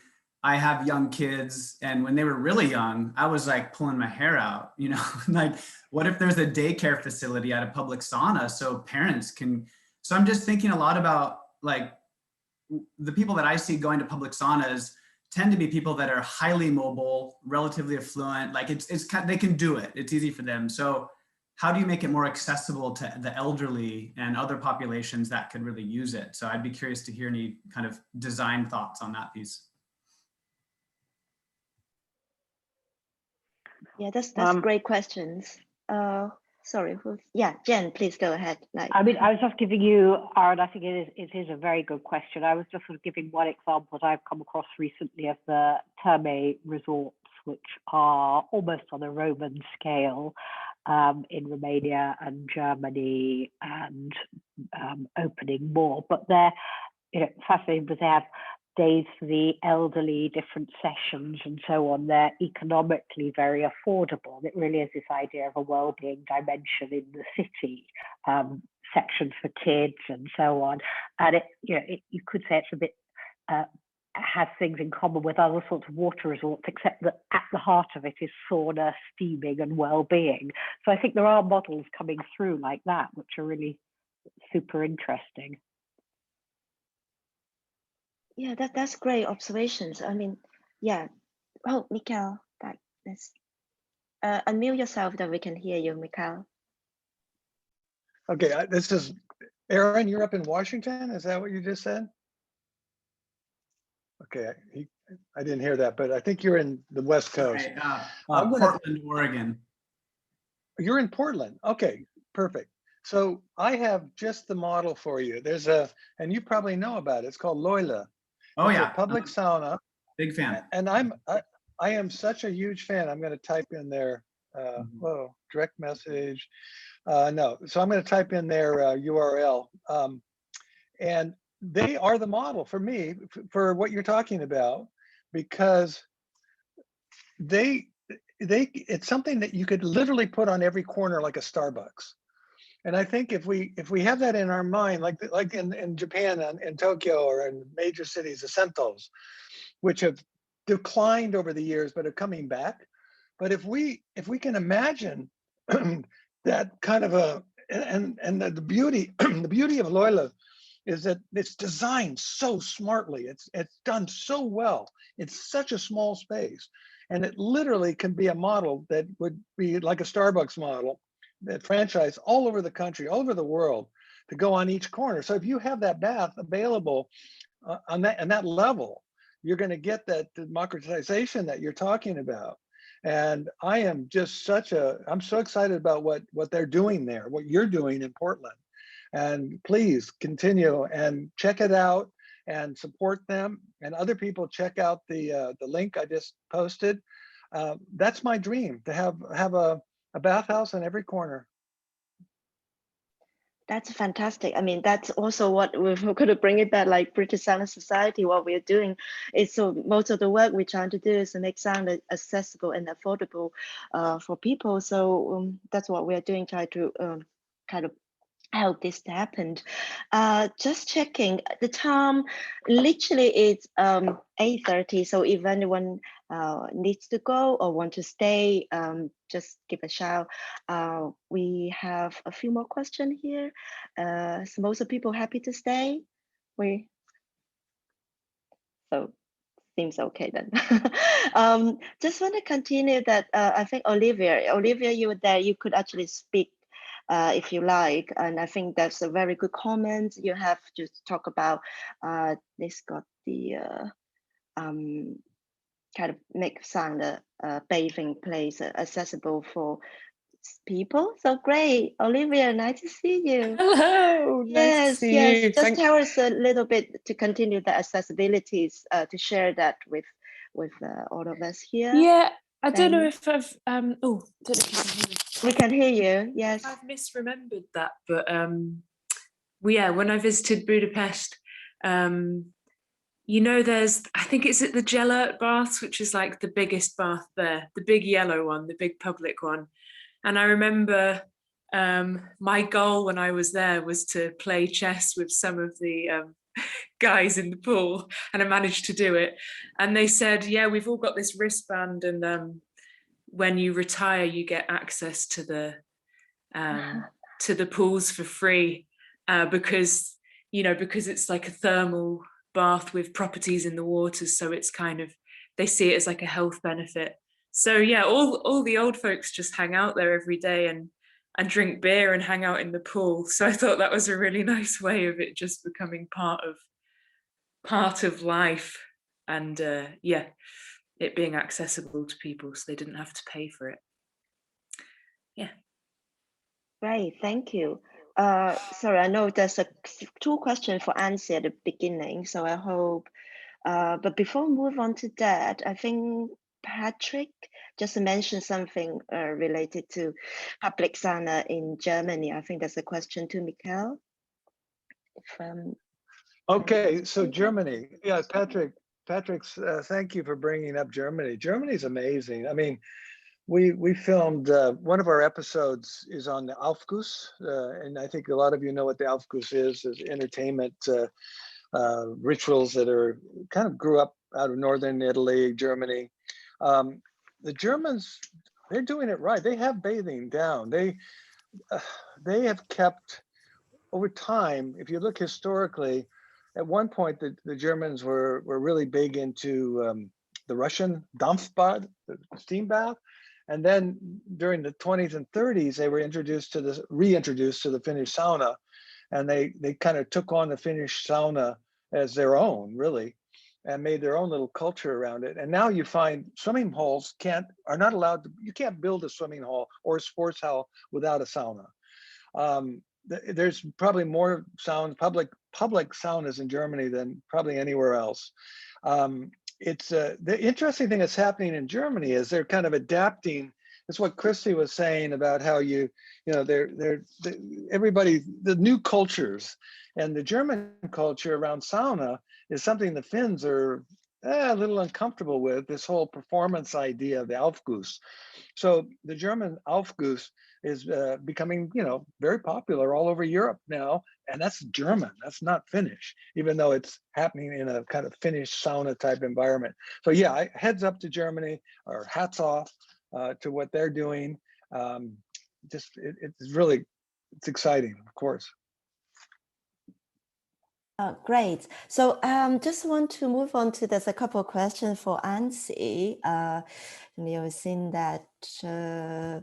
So one is from me, Minnie. Minnie is still here. Do you want to ask directly about this Brazilian initiative in Brazil? Minnie, are you still there? No? We could move on to Kai. I think Kai has... Oh, I'm here. Oh, yeah, you're here. Great. Yes, sorry, you still ask a question. Great. Yes, you mentioned about, you want to ask Anssi a bit more about the site in Brazil. Yes. Is it a long story to explain? Yes, I'm just super curious. Like, first of all, I'm so happy that I've found this whole community. This is amazing. I'm from Finland myself, and I've been to the sauna. Anssi mentioned all those Sompa sauna and the Lonna one. Oh my goodness, they are perfect. And now living in London, and you guys are here. So good. I'm happy. But yeah, I also have a family in Brazil, and I'm interested in doing something there in the future. So I wanted to ask Anssi, is there anything happening in Brazil regarding saunas? Well, we are not working in any project in Brazil yet, but yes, there's a few things going on in Sweden and also in some other European countries and also in US. So, but I must say that the pandemic really stopped the US case, and now it's reactivating again.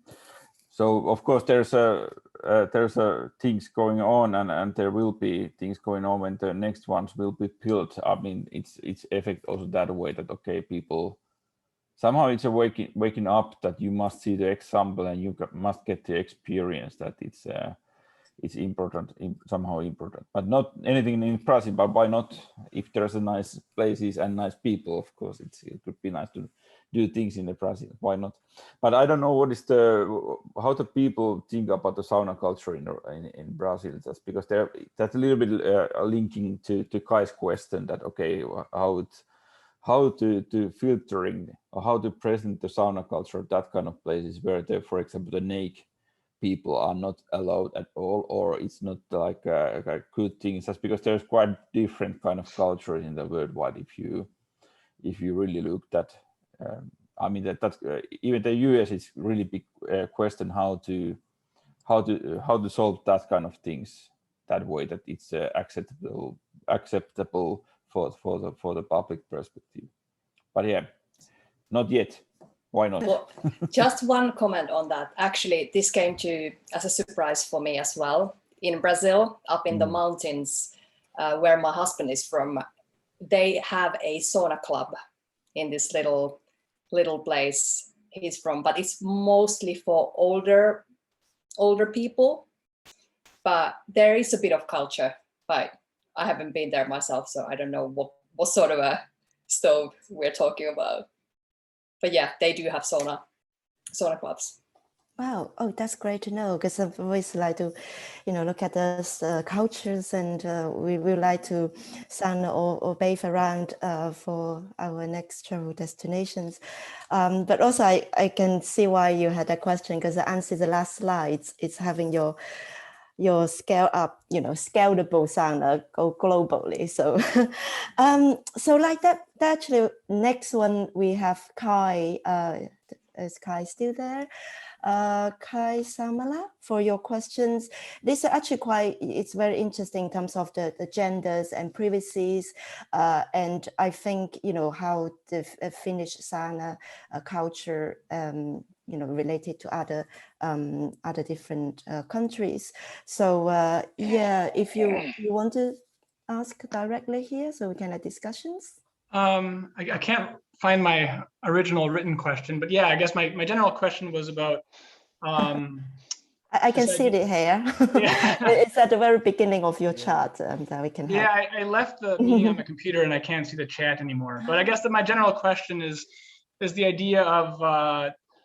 I guess it's sort of a question about introducing or reintroducing public bathing to cultures that have sort of long forgotten it, or different cultures. So your project in the US, for example, I mean, in Finland, it's a very long tradition. People know how to, they know how to interact with each other in a social way in a sauna. There's sort of an understanding of how to behave, how to act, how to think. But then in the US, it's multicultural society. So I'm actually working on a public sauna, public bathing project.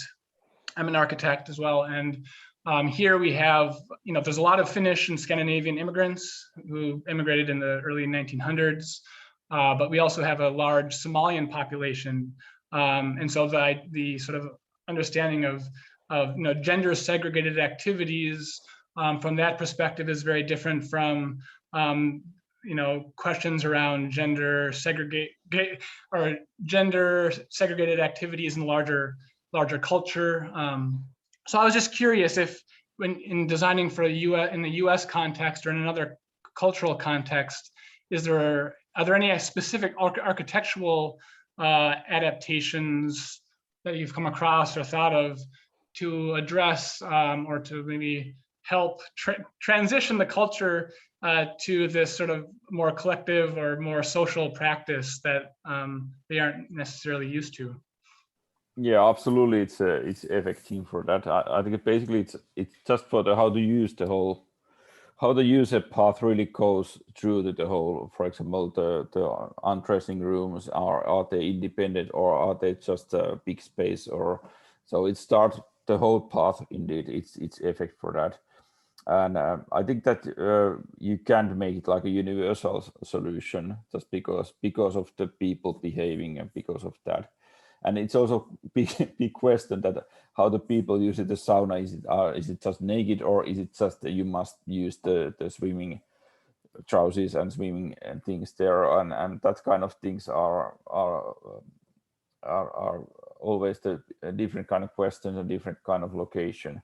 But basically they are just user path or that kind of part of that experience that anyway you can use the quite similar.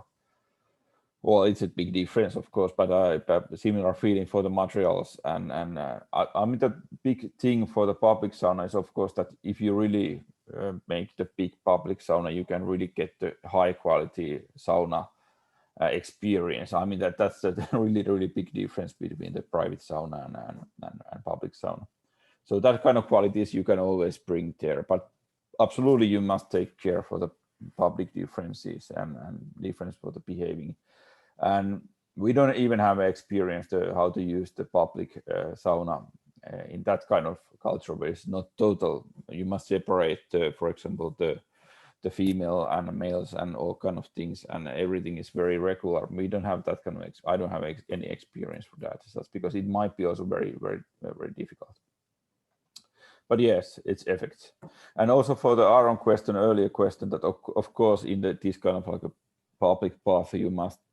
We try to take care and we try to develop that kind of solution that all kind of people have experience to how to go to swim and how to use the building. It's you can even use the wheelchair. You can get this kind of experience, and the bigger saunas is quite easy to organize that kind of space that people who even can climb up the what is even this in English, but anyway they can really stay in the lower level and get the sauna experience. Of course, it's very difficult just because technically you get the good good feeling when you go enough high, and that's the big question. Yeah, maybe you must just use the elevator.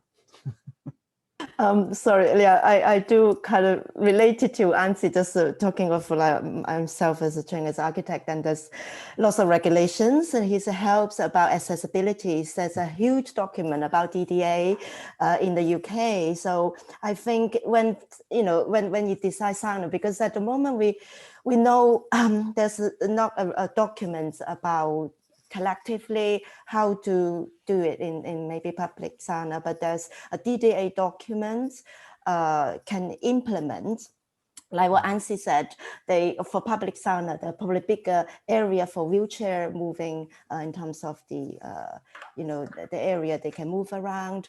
And if you mentioned if you want a higher bench level, but we could have like a platform, perhaps, in terms of on the design. Practical. But for example, that Göteborg sauna, what quite many lecturers already say, I must say that the sauna wasn't very good. I was there a few years ago, and I was a little bit disappointed just because the sauna quality is not very good, and that's also I think that's also very little bit pity when you get free open sauna for the everybody can use it, and you don't get the good experience for that. That's a pity, but yeah, that's other topic. Okay, well, we must move on this. Just like I see further down, there's a Lassie. Lassie still here? Yes, I can see. If you like, that's where I think still continue talking about public sauna and the private. As much as I understand, your question was asking the panels, what do you think about in the future with the private spa sauna, the home sauna, the boost of these private saunas and make the public move away from the public saunas? Or Lassi, are you there? You want to speak about this? Yes. Oh, hi. Yes. Fantastic. First of all, I've been to so many Zoom talks during the last 1.5 years, and this is actually one of the best ones. I really enjoyed this one, this session. So thank you, everyone. No, we did see the numbers, because I work in the wellness industry also, along with the Norwegian Sauna Association. But we did see the results from Harvia, one of the world's biggest distributors of sauna ovens and these things. And the results are tremendous for 2020. And most of this is connected to private market. So kind of both we see, like we did with the beginning of saunas or bastus in Norway, is that when we got showers, that was one of the reasons when the sauna started to shut down too, because people can do shower at home. So the question actually to the panel is kind of more, are we doomsday prepping kind of the wellness at home? That we need to get our saunas and get our wellness at home? And how do you maybe think this will influence the boom that we have seen in the public saunas around, or public bathhouses, which is actually in the move? Will the private maybe take over, that people are still shy? We go back to that we don't want to be naked or be with others, and we want to be alone at home. So kind of we see the results from Harvia, but how do we see the future? Any thoughts about that? I would like to respond to this in light of some of the other questions that we've had. It's an interesting questions regarding people of different abilities and how they can engage. Interesting question about how when you move a cultural public bathing type to another culture, how can you adapt it to make it work there? And this question, I want to connect to what you're saying, because you're saying that now we have the pandemic and this kind of shift. Are people going to feel safe basically going down to the public pool or to the public sauna again? How long is it going to take for that to come back? And I just want to point out that all of these things, including your question, Kai, like all of these public bathing cultures are constantly in flux, and they've always constantly been in flux. There is not some sort of ideal other time when there was a perfect form that worked for everybody that didn't change. If we could get rid a bit, in my opinion, if we could get rid a bit of that illusion that there is an ideal form which has been now ruined or has to be sacrificed, or it's not as, now we bring it to the US, it's not as good, you know. I think that gets in the way for me, you know, here in Canada, it gets in the way of creating meaningful, specific new cultures or new responses. What if we change the question around to say, wow, I live here.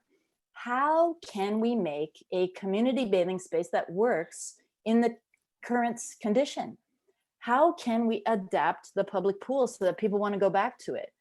How can I adapt this sauna that I'm building, you know, in Portland for people who have like no money or no ability to travel on transit? You know, all of these things are very specific and they all require work. And I would just say, I think it's always required a lot of work. I think it's always required a lot of negotiation. And the people who are in this forum here are in the process of like negotiating that. And it's hard, but it's also exciting.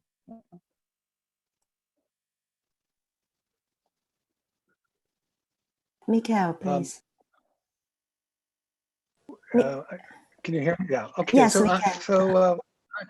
So Lassie, great question. Of course, I think the analogy would be the home entertainment systems. You know, you can buy these amazing home entertainment systems now, large screen, stereo, blah blah blah.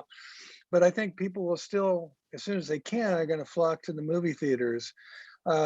We're social creatures. I think we're going to have maybe a kind of a wonderful expansion of the bath. So you have more opportunities, like what Christie was saying, is it's not stuck in one way or another. So yeah, okay, it's great. So we'll have our private saunas or bastu, and then we also have this wonderful thing happening around the public baths. I don't think they're mutually exclusive at all. There's a question that Katie brought up about the sauna meister, the people that actually in the public baths that kind of control the flow and their experience. They're like lifeguards at a swimming pool. I think that's a really important part of the growth of the public sauna space, is to have trained people who will make the experience better because of their training. You won't find that in the private settings. So I think there's room for everything, and that's I think the point. And right now, of course, you're going to have an expansion of the private because of the COVID and the shutdowns. But we're going to go back to something really quickly normal because people want to go back to that. I have embraced the public baths that have opened up here in San Francisco immediately, and they're crowded, and people are desperate for it. So, to answer your question, I think there's room for both, and one's not going to take over the other. Wow, that's a brilliant. That actually just my little comment in my thought for some of the Lassies and a few Luca as well, talking about the public, the private move to will take over the public. Then it remind me that, Mikkel, we're talking about the 3 pillars in sauna, and this is social. It's very important. So the physical, the social, and the spiritual. So if we try to make these 3 pillars, and remember that's how we experience, like, you know, bathing culture, and how we design and build some of them curated into our experience. Maybe that's something can take away for us from that questions. And I thought there's also Katie mentioned about the bath masters. I think Mikkel already talked about this a little bit. I wonder, do you want to continue? Any other panels have more thought and discussions about that? Katie, do you want to talk about the sauna master expert of that? I just thought it'd be interesting to include it in the discussion, because most established sweat bathing cultures have sauna masters as a really integral part of the process, and whether that's you know, like the hammam guys who do the clean, you know, people who care and clean, and there's a sort of like caring process going on. There's people leading rituals for groups, for individuals, all the cultural and rich, you know, there's just so much more that that happens in the bath, apart from, it's not as individual as just like you create a bath and everyone goes, even when you're social, there's a whole other layer. So there's a social, and then there's like the bath masters and creating transformative spaces and ritual spaces. So just thought, maybe bring that into discussion about design, and also like when we're talking about transplanting sauna culture and moving it and taking different types into different places, like I think the sauna master or the bath master could be really important in that process. Yeah, brilliant. Jane, do you want something to talk about? You have something to yeah, add I was just thinking, I mean, Yeah. I quite agree. I think that is what Katie's saying is super interesting, and it's the bit that's got forgotten often, this human element in. We've talked about the architecture, the design, the technology often get covered, but it forgets the sort of human glue that makes it really work. And as you say, the sauna master or the telak in the hammam, and, the fact that they're these wonderful, a bit like the concierge of the place, rule the place, the gossip, keep people behaving, sort of, run it. And we're missing that kind of, a little bit like the barman or something in a bar. Spaces need a host. And I think that has been forgotten a bit, and would be very valuable way to grow bathing cultures.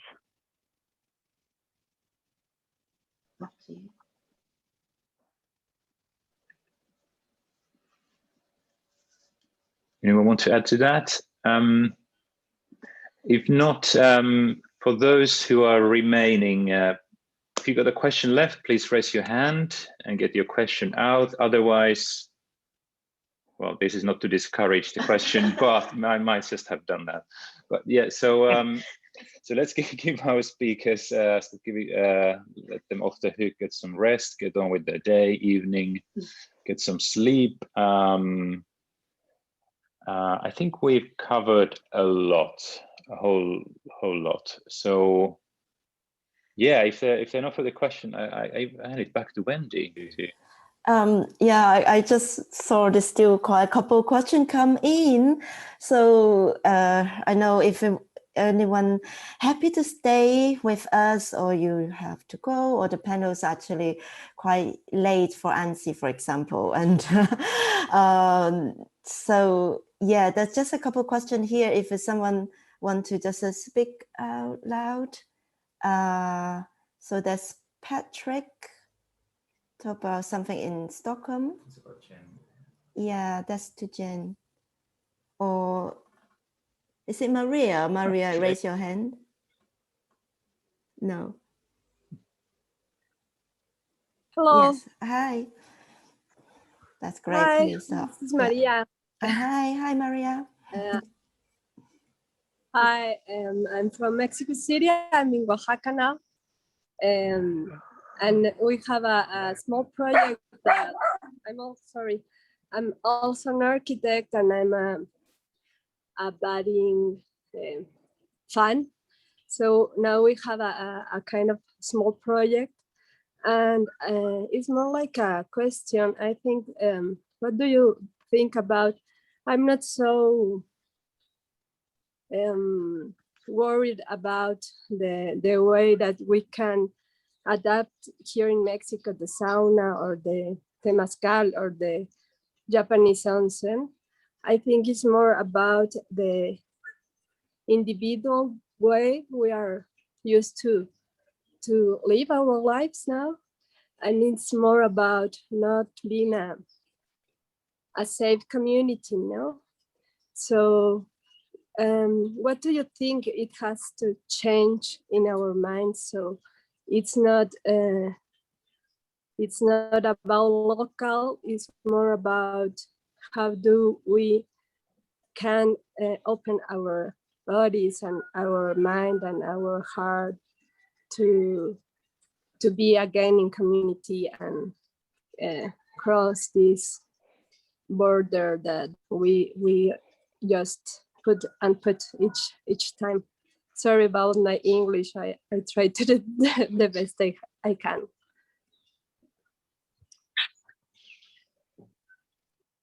Well, I can jump in. Can you hear me, or?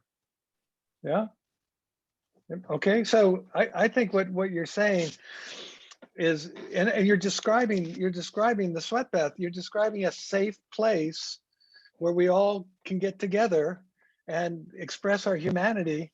And I think if we can get the whole world into one of these types of baths, I think we can change the world. I'm a big believer that the bath itself and putting people together in this safe, warm, nurturing environment can change the world. So I think, but just by doing that, we're moving towards what you're hoping for, what you're describing, and just it happens in the bath. It's magic. It's alchemy. It just happens when you put people in the bath, and that's what we're trying to do here. We're trying to change the world, make it a better place. That's beautiful. Always want to play the songs, make it a better place. I saw this a quick last minute question from Hannah from Vienna. I say, Hannah's still here. So I think that was related to your building a summer bath. So if Hannah's still there, you could raise your hand and talk to us. Fantastic. Hi. Nice to see you, Hannah. Please tell us more about a question about separations, right, in terms of the genders, and as great. Go. Yeah, my question was about the separation of the gender in the changing room. I have the problem to decide if to do it or if to, I just want to know your opinion on this topic, because it's a hard decision. I'd like to talk about this one, because I think it's just it's so interesting, and there's been a real transformation in my own lifetime from when I was a kid. It was always gender separated, and then some trips over the decades in Europe, I can see in France and Germany, I start to see these really more innovative designs over the past decades that allow a whole bunch of different kinds of configurations where you can enter into a non-gender segregated change space, but have a kind of flow through, so that it doesn't, non-gender segregation doesn't necessarily imply a design which is just like one big room. There's all kinds of amazing examples if you start to look into architectural plans for contemporary spas and swimming pools in France and Germany. But also now I'm very happy to say that I can go here in Toronto to a non-gender segregated swimming pool change space. And what is really nice about it is that the new designs are also accommodating people at different ages. They're accommodating big spaces that you walk through in steps, where you can help take care of your grandmother and change your grandmother, or a person who is there with a baby. There's space for the baby to do it as a family or something. I think that this design of change rooms is a fascinating slice of bathing architecture. And all I can say is, in this brief moment, look out to what architects are doing right now, because there's some really inspiring things. And they're more, these design changes are not just technical innovations. They reflect the importance of care and interdependency, which the last question is coming from Oaxaca. It's like, how can we shift this? It's everything we do. If we're designing a change room, we're going to expand, open up our sense of care and responsibility and mutual dependency. Remember that we were once babies, and that someday we'll be infirm as well, and that we need change facilities that welcome everybody. So that's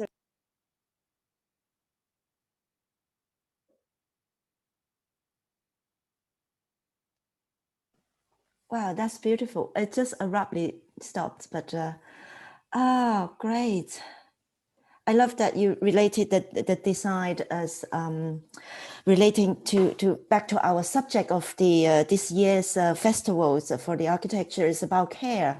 So it's all wrapped up beautifully back to our original themes. And Victoria, you mentioned something. Do you want to speak? Victoria for our society. Can we see you there? No? Yes. Oh, she left.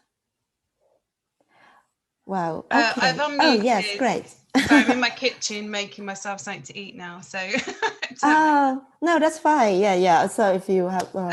Yeah. I just wanted to say thank you, Mhm. actually, and how inspired I feel. And I've just written some comments in the chat about everything that I've come to know about sauna and spending a lot of time in that womb-like space when I actually was going through quite, I suppose, a breakdown, to be honest. And it did, give me that time to process a lot of stuff, and was rebirthed myself when I finally came through it. And sauna supported me through all that time. I'm grateful to Katie for being able to have given me the opportunity to have gone and worked at Beachbox and learnt so much from her. So yeah, I think post-pandemic, I think we've all probably been through a time where we sort of come to value the things that we were taking for granted probably so much beforehand, including our community connections. It got us out into nature spaces more, for sure. I saw that while I was living in lockdown on a canal in London. And so I think we've got a really exciting future ahead of us, and I feel really honoured to be in such great company. So I just wanted to say thank you. Wow, brilliant. Thank you so much then. So, wow, 9 o'clock now. We are really very in order of everyone still stay here, and all the panels must be tired by now. So if no more, Mikkel, you want to go? So yeah, we just wrap it up now. So I don't know if anyone have just one sort of last word for everyone to say something, the panels. Well, my last word is goodbye. I really have to go. Yeah, me too. So, thank you so much. Thank you, Wendy. Thank you, Mika. Bye. You guys are great. Christy, great to see you. Great to to see James. see you. Everybody, Katie. Yeah. Okay. Thank you, everybody. Thank you. Thank you. Thanks for a fantastic evening. Thanks. Yeah. Well, for the ones still here, I think, Mika, do you want to finish something? Then bye. Just to let you know some of the next event. This is the official end of the extra time and then some. So we'll have one more event. It's in the week commencing 21st of June.